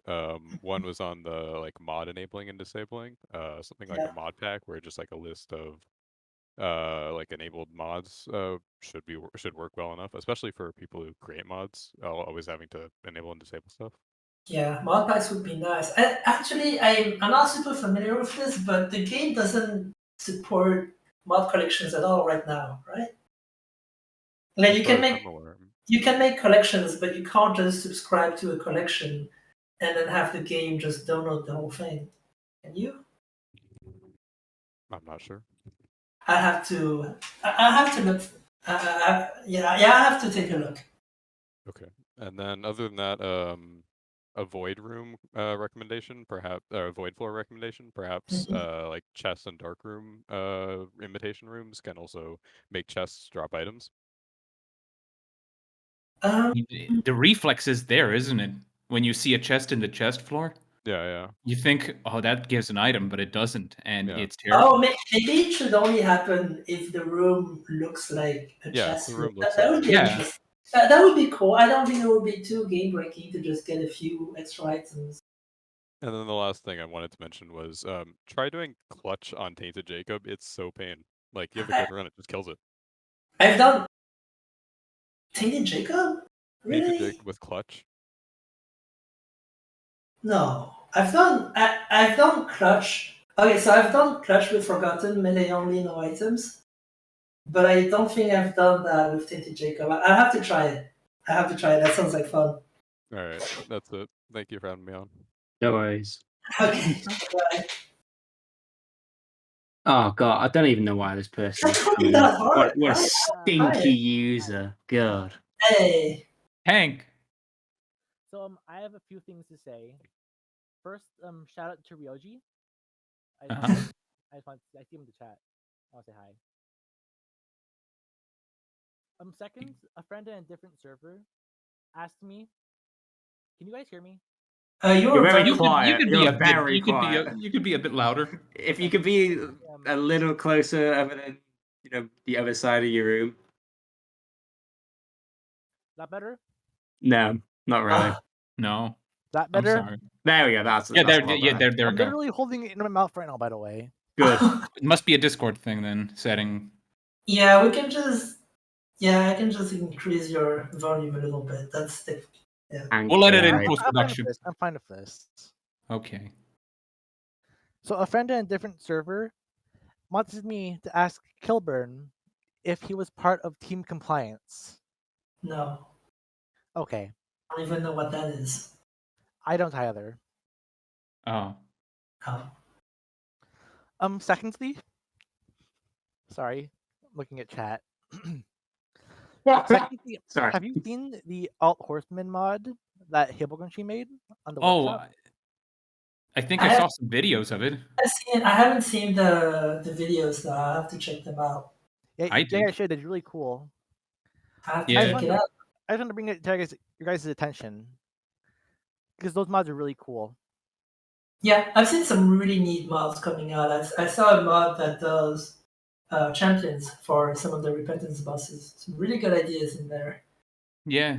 Yeah. I think Some stuff I actually wanted to do myself too. So, like, if that ends up in the game at some point, I might not have stolen the idea from you. Sorry. It's fine. A few more things. One more thing. One more thing. One more thing. Okay.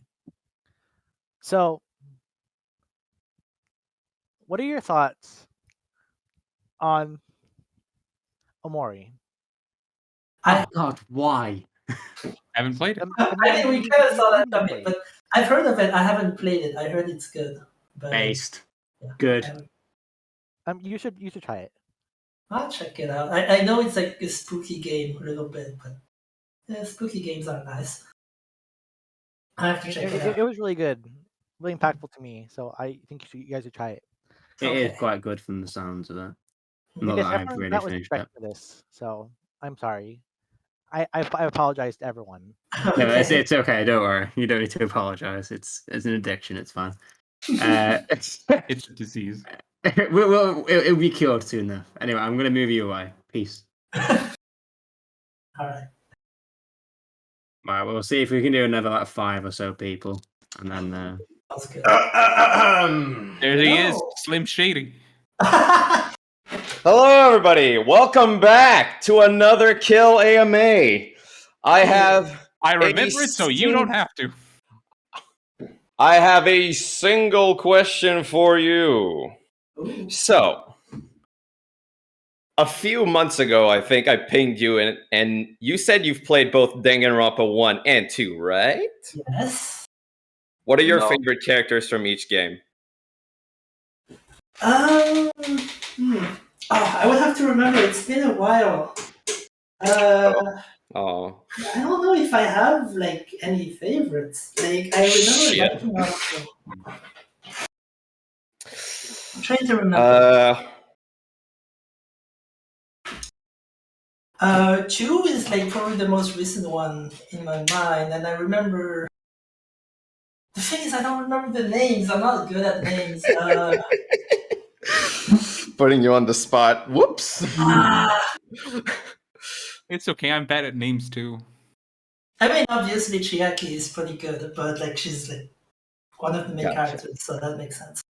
But one of the more minor ones, I'm honestly not sure. I kind of like all of them. I'm not sure I really have a favorite. Meh, that's fine. They're all like, yeah, I'm thinking about 2 right now, and I can't think of a character that I just didn't like. All right. Well, I don't really have any other questions, so have a good one, and remember to play the art collection. All right. Arc, more like shart. Yeah. Hilda has. He also doesn't have a lot Gundam of is favorites pretty good, actually. yeah. Oh, I was muted. Hello. Hello. I have like 2 questions and a little request for you.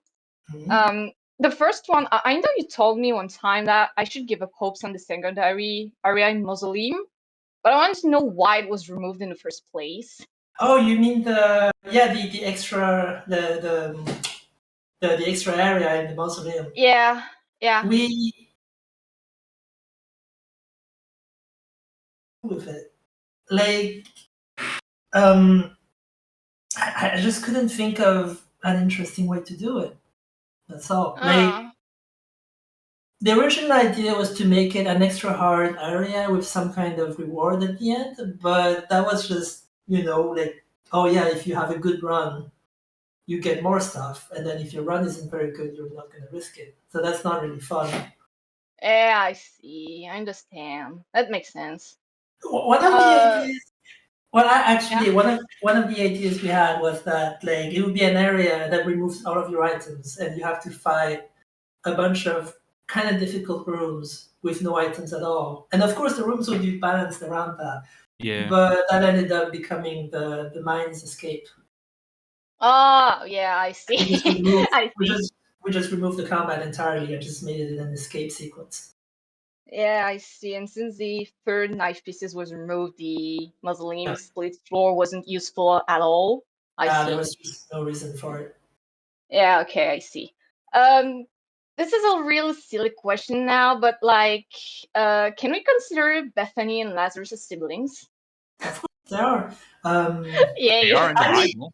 Okay, so the characters are siblings, but like, of course, in the game they're all Isaac, so they're not. But the characters themselves are siblings. Yeah. Okay, I'm happy about this information. They're all Isaac. Last thing before I go, because I'm shaking. Can you recommend Saucisson to everyone, please? It's really good, and I would absolutely recommend it if you can get your hands on one. Thank you. French support. Anyway, I'm gonna go now. Thank you for your time. Yeah, Hey. The wind is You did well. cool and the fire is hot. The okay, hi guys. Hello. Hey. What? Oh, I just noticed someone hi. else who's coming up. Hey. Got me. Hello. Okay, so I was wondering, so back before Rep was released, you guys did a bunch of blog posts on Steam, and one of them, Kill, you said that one of your proudest achievement was in Repentance, and I was curious to what that would be. Jeez, there's so much. I would have to read that again. That was the Tyrone interview, right? I think so. Yeah. I remember saying that, but I don't remember what I was talking about. I might have talked about the Tainted characters. I see. Maybe it was either that. I think it was Tainted Cain specifically, or was it Ed that was really excited about Tainted Cain? It was, but I liked Tainted Cain a lot too. But I was mostly just really happy with the Tainted characters. Just in general. So I'm pretty sure that's what I was talking about at that time. Okay, I see. And next, I was wondering, I guess it more depends on Sag and Snake, but are there any more resprites that are planned? Probably. I know Saj has a bunch of them in mind, but you would have to ask her. All right. And also, I don't know if you can answer that, but regarding API updates, is custom floor support something you're considering? Yes, it is gonna take a while. Yeah. like on top of the Delirium work we have to do, it's just I don't know when that's gonna happen. But like the API desperately needs something like this. Yeah. Yeah, that would be awesome. Also, last question, Kill. When are we gonna eat poutine together? God, I wish. I mean, we don't have to wear masks anymore, so maybe flying will become possible. Soon Gonna come over enough. to Wales? Gonna visit me, Kill? Yeah. I You got wouldn't be to Kill against it? actually. I haven't traveled anywhere for quite a while, so. Also, it's not pudding; it's poutine. It's not the same thing. Get your stuff right. It's not the same. It's not the same. Poutine is like. One is shit and one is very good. You have to try it. Right. Well, that's all for me. Peace. So thank you very much, and Thank remember, you. play Revelation when it comes out. Bye. Yeah. Oh, look at this absolute cretin that's going to turn Hey, up yo! now. Oh, you sound like a Limbo of the Lost character. Well, maybe I am. I don't know. Hi. This is for the two boys. Have you met each other in real life? Because I remember asking Kill that he met Edmund like last game. Yeah, and I also hung out with Leather in real life. How intense was the room? Was he like? It was very tense. It was very hot. Did you kiss? No. Maybe. We had on the cheek. We had Serbian Burek together. Oh yeah, we also had Kara Georgieva. Oh yes, Serbian dick. My favorite. What? It's a long story. Okay. I bet it's a long one. I want to hear it. I want to hear it though. That's what they call it. That's like the national dish of Serbia. Yeah. Well, it's not. I don't know if it's the national dish. I think there's more, but like, it's definitely a tasty food. One of them, and it's really good. Yeah, it's just Kara Georgieva Schnitzel. I don't know what that is, but it probably sounds really good. So many words. What? It's not that unusual. It's like. I'm a plain American, you know. I only eat hot dogs. Listen, it's kind of like a hot dog, actually. Oh, yeah, it's kind of like a really big hot dog. Should I just like post a picture of this? Yes, we want to know. Come on. Go ahead, show them the Kara Georgieva. Oh yeah, someone changed Oily's name to Truly Refract. Oily Trend, it's me. Oh, what a shame. And my last question was, if you're gonna add a. There it is. Oh, there it is. If you're gonna add. Looks nothing like a hot dog. It looks like a sausage roll. It is kind of. It looks like a rolled up schnitzel. What the hell? The meal. Well, it is. That's exactly Well, what it is. That's what Schnitzel. It's rough as it said. That looks like a corn dog. It isn't even a corn dog. It's actually pretty large for, like, it's not the size of. It's not all about size. Let me tell you. It's like fried mashed potatoes we make in Italy because like. Well, it is. Well, we do take a lot of inspiration from Italy, but that's how the inside looks like. Yeah, look at how creepy it is. I don't know why Vin calls it Serbian dick. Gross. Literally just fucking cum. You're literally cum. What the hell? It looks like the Camembert burger. It is kind of cordon bluish, actually. Yeah. Okay, and just to put it out there, if anything that comes out of you is blue, please go to see a doctor. Nothing inside your body should be blue. You don't know that. Anyway, what was the question again? Okay, my last question. Y'all kept interrupting me. Are you gonna add the elusive ID 666 because that was it's like in the game, not really in the game. It's a very important ID. We just haven't figured Yeah. out what item would be good enough for it. Soy milk. There we are. Problem solved. Yeah. All the milk. No, actually, honestly, I think Little Dumpy would be perfect for it. Well, no, it has to be a new item, but we don't. Yeah, it has to be we haven't new. figured out something worthy of 666 yet. Maybe it's like an Isaac 2 thing. Maybe. Yeah, we don't. It's like the Stanley Parable broken achievement. We don't add it until the sequel. And my last thing is happy birthday, Masa. Yeah, of course. Probably do another 4 people and then call it quits. So to everyone else, I'm sorry. That's the way the cookie crumbles. Yeah, that's fair enough. Can you hear me? Yeah. Yeah. Hey. Hello. My only question is, why was the decision made to reduce the number of knife pieces from 3 to 2? Because it just 3 just felt like too much. Like we wanted to redesign all the puzzles because I didn't like the ones from Antibirth, and I wanted them to be more like challenges rather than just puzzles that you had to solve once and that's it. And we couldn't come up with 3 puzzles. Like that just felt like too much. And in a way, it made more sense to just have 2 because the key pieces also have only 2 pieces. And also, like you have to go to the mausoleum anyway to go to the corpse staff. So there is no other. You don't really need another incentive to go there. Like the corpse staff is the incentive. So with that in mind, the mausoleum didn't really need a knife piece. Yeah, I guess. Well, that's what I have to ask, because I was going to ask about the forest, but it's been answered already, so... That's Anything else? No. Is that it? No, fair enough. Okay. No. Thank you. Thanks for this. Thanks, man. So back on topic about item ID 666. So you know how Among Us is canon on Forest Souls? Oh my fucking god! Are you suggesting what I finished suggesting? Yeah. Yes. New Team Fortress 2 item. I have to talk to Ed about this. Yeah. The Stussy item. Yo. Hello. So I'm gonna try to keep this a bit quick because I'm about to go to prom right now. So good luck out there.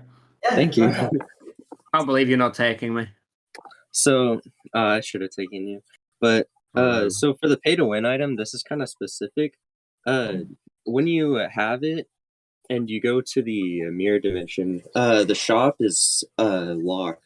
Is it, or is that supposed to be intentional, or is it just? Oh, you mean pay to play with the coin? Yeah, use? pay to play. It shouldn't be locked. That's a bug. I'll look into it. All right. And my other question was with the Forgotten. So, like how Boneheart loss basically like contributes to Angel or Devil deals. Is it a like intentional that whenever you use the sacrifice room and you lose a Boneheart, it reduces your Angel or Devil chance? No, that's also a bug. I actually fixed it on my end already, so it's probably a thing for next update whenever that comes out. Yeah. All right, cool. Thank you. No problem. All right, no worries. Yeah. Peace. Peace. Peace.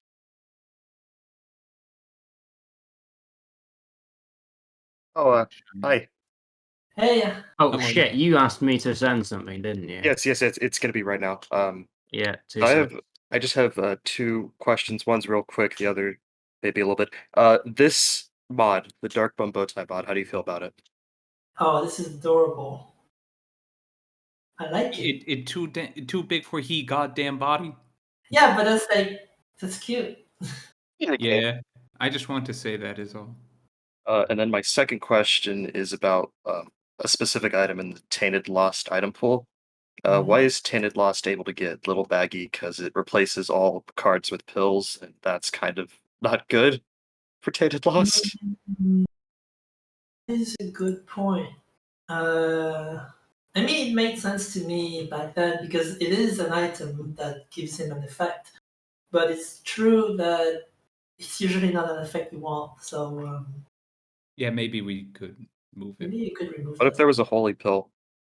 Holy pill. Yeah. Holy pill. Holy pill. I'm- Holy pill. Holy pill. Just see the chat. Kilburn fighting his intrusive thoughts to say because it's funny. Anyways, those were my. It would probably make more sense to remove it when you look into that. Anyways, those are my 2 questions. Thank you all. No Okay. worries. Yeah. Thank you. Ryoji's asking, what do you think of the Able Hearts mod? I don't know what mod that is, but I'm assuming. I don't think I've seen that. Oh well, Ryoji, sorry, but we'll have to move on. You'll have to send proof. Oh well, that's a shame. It didn't embed, did it? Oh god. What is that? What the fuck? Whoa. Able Hearts. Honestly, everything should be able. Oh, everything's replaced with Able. That's like when I replaced everything in Spelunky with Flowey. Aiden, what are your questions? All right. So first, Hi. you don't really need to answer this. This is just me dropping a hint. Do something with curses. All right. So here's the actual question. You frequent this Discord, and I remember you held like polls here quite often as well.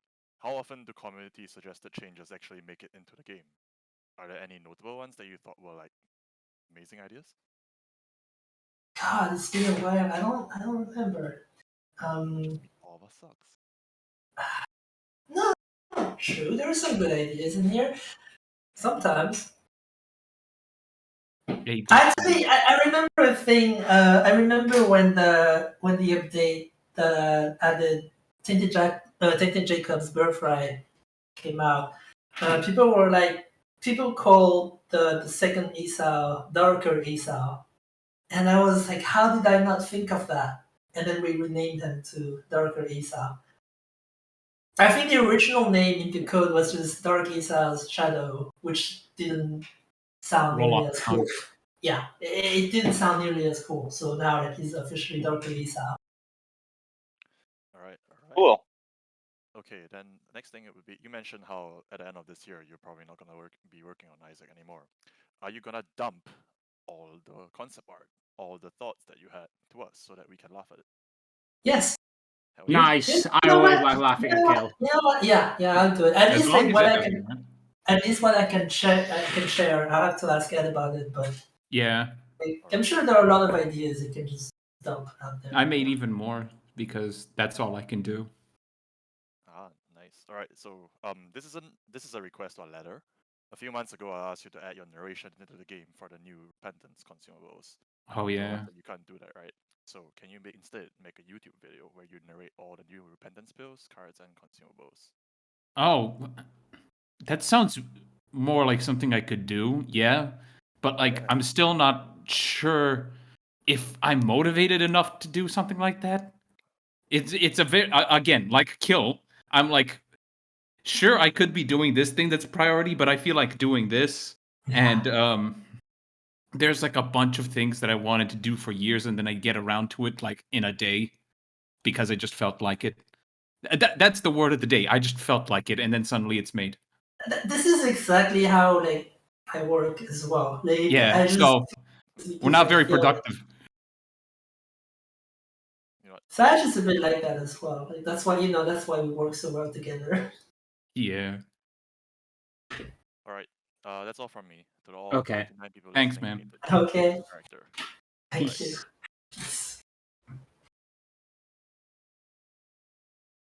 You're muted. Hello, man. Hey. My first question is what I can't hear anything. We can hear you. Are you here? We can hear you. My first question is what is your favorite game right now? Minecraft. I've been like playing it way too much In lately. general. In general, I'm not sure. It kind of changes. Like a long time ago, it was Garry's mod, and then it was TF2, and then it was Isaac. And then it was Breath of the Wild. Base. Yeah, And then my second Yeah. And then my my second. Oh my god. Good. Go ahead. My second question was: are there any cool mods you've seen recently? Any cool mods for Isaac or in general? Just for Isaac. For Isaac, I haven't actually looked at. Isaac mods for a while. There's I that mean, small mod. I played Feed for a while, and that was fantastic. But since then, I haven't really looked at any Isaac mods. Well, actually, there was that mod that added a bunch of champion bosses, and I thought that was really cool. But like the alt path ones. Yeah, that was a pretty good mod. Cool too. There's also what's the name? The mod that adds the tarnished characters. I thought there were some really good ideas in there. The Epiphany mod. Yeah, that's it. Oh, and one more. What's your opinion on Monstro? Monstro is great. He's just he's such a simple boss, but he's exactly what he needs to be. He's the face of Isaac bosses. He's actually the very first boss I fought when I started playing the game. Mine was Larry Jr. Monstro is the one I first remember when I started playing Flash Isaac. Yeah. And I thought he was hard back then because I had no idea what his attacks were. The beauties of roguelikes. Yeah. The French roguelikes are what's inspired by that same egg. I'm sorry, I butchered that. That was fun. It was. Anyway, bye. Yeah. Thanks for stopping by.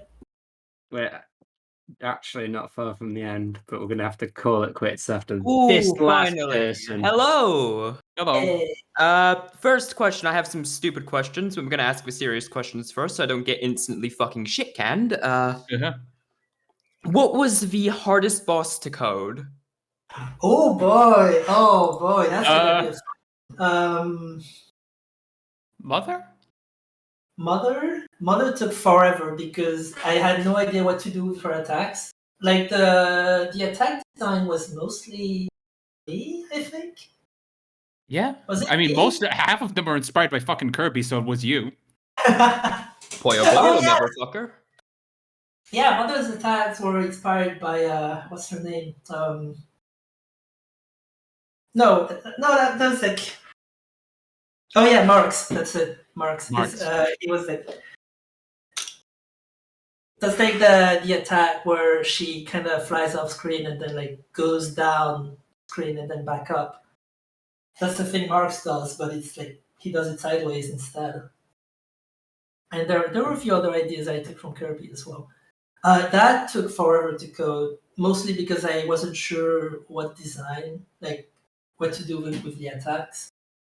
When it comes to technical stuff, I'm trying to remember. Siren? Siren? I mean, Siren didn't actually take that much time. But also, that was way back in Anti-Birth, so I can't really remember. But if we're talking like repentance only bosses, the Beast took forever. Dogma was surprisingly easy. I think most of the time was just animating it. Yeah, sounds fair. Was Turtlehead? No. Like the poop physics were pretty simple. Yeah, poop physics. Colostomia took a while too, but that was also a design issue. Like I wasn't sure what to do with the attacks. Design issue. Yeah, design issue. That's what the developers have. Singe actually has really complex AI. Like he tries to line up with the balls so that when he explodes, the balls actually come flying towards you. It's way too complex. It's way more complicated than it needs to be. Yeah, like we mentioned before, And I don't bad. remember. Yeah, I don't remember why I made it so complicated, especially since the boss itself is like. He's not like. It is far from being my favorite in the game. I don't think he's like the most fun boss to fight in Ashpit. But so yeah, I don't know why I made his AI this complicated. All right, sounds fair. Yeah, that's the hardest ones I could think of. Yeah, sounds about right. Deathpool, this next Oh, question what, is what, for what? you, my Shit, friend, what? my No. buddy. My buddy, pal. I'm no one's friend. Why would you ever consent to being Welsh? There are a multitude of reasons. Go on, I'd love to hear them. Honesty? What? Honesty? Yeah. See, Welsh people are honest. We're just perfect human beings. DB, I'm You're so lying. proud of you coming out as Welsh in the recent year. I think Thank it's a you. really brave choice. Thanks, I'm baby. so glad you finally came out of the closet. Shut Come up, on, Aaron. everyone. You're still a trial mode. You don't get to talk to me. Who are you talking to? Imagine having right and your name is like. Do Welsh people have a pride flag? Yeah. It's the Welsh flag. I didn't know Welsh people had a flag. Shit. Oh, that's a cool ass dragon. Yeah, we got literally the coolest flag on the planet, and that Okay. is unarguable. Okay, fair enough. As a Oh, filthy Brit, I stand down. Yeah, that's right. Yeah, piss off. Shit. I remember that an ancient Roman town, I think it was just a city, the ancient Romans, one of their cities, had their flag have a penis on it with wings. Based. Utterly based. Right, we're moving you back to the Fantastic. audience, by the way. This is when Italy has peaked. Oh, and another thing for my friends. You don't Just have friends, saying don't lie. that it's not coincidental the color is green. You see, when you take a closer look at the Wales flag in the Discord chat, you may see that the shade of green present inside the flag is directly related to the one present in the moderated role, and this is not a coincidence. This is true. It's also the same. Shrek is played by a Scottish person, I think. I'm sure he's Scottish. Yeah, I think so. Yeah. And Scottish people are descendants of Celtic people, which Welsh people also are, as well as Irish people. We all come from the same one singular group. We just kind of split. Hold on a second. Is Shrek actually played by a Scottish person? I think. I don't think Mike Myers is Scottish, is he? Is he not? I thought he was. Mike Mike Myers, right? Yeah, he's Austin Yeah, Powers. he's Canadian or what? Fucking hell, I thought he was Scottish. How did he tricked English people into thinking he really was Scottish? Genuinely thought he was Scottish. That is brilliant. I mean, he did play a Scottish fat guy, so he's sort of, I guess he... Oh, yeah, he did play, yeah, I suppose. But he does have Scottish heritage. Ha ha! that explains it. That must be it then. Yeah, I can sense a Scottish person from a mile away. Across, yeah. Just before we finish up, I have had a message from someone that I'll read out in a second. Orba has said, and this is directly towards you, Lever. Thanks, Lever, for making Plum. I really got to say she's helped me a lot as a character.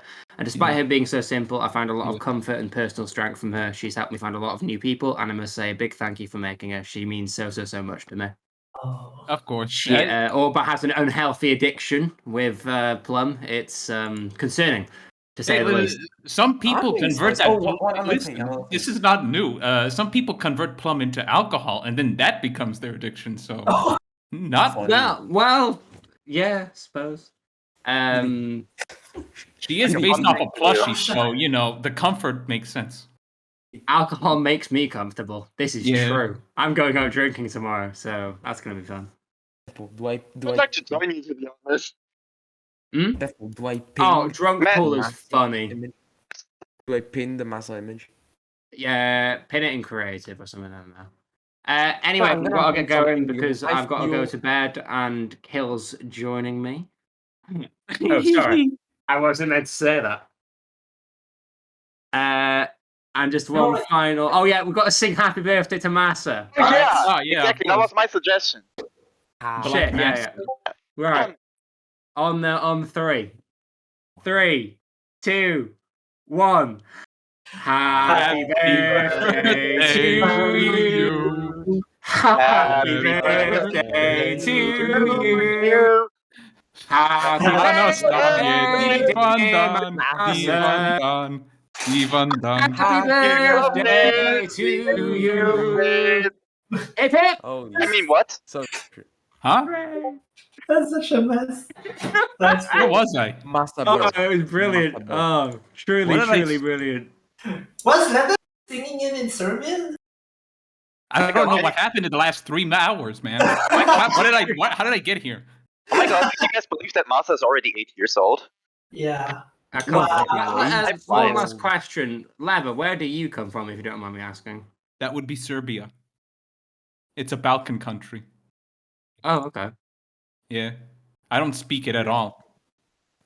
No, well, I couldn't tell. Your accent is kind of hard to pinpoint. He does. Yeah. He kind of does, though.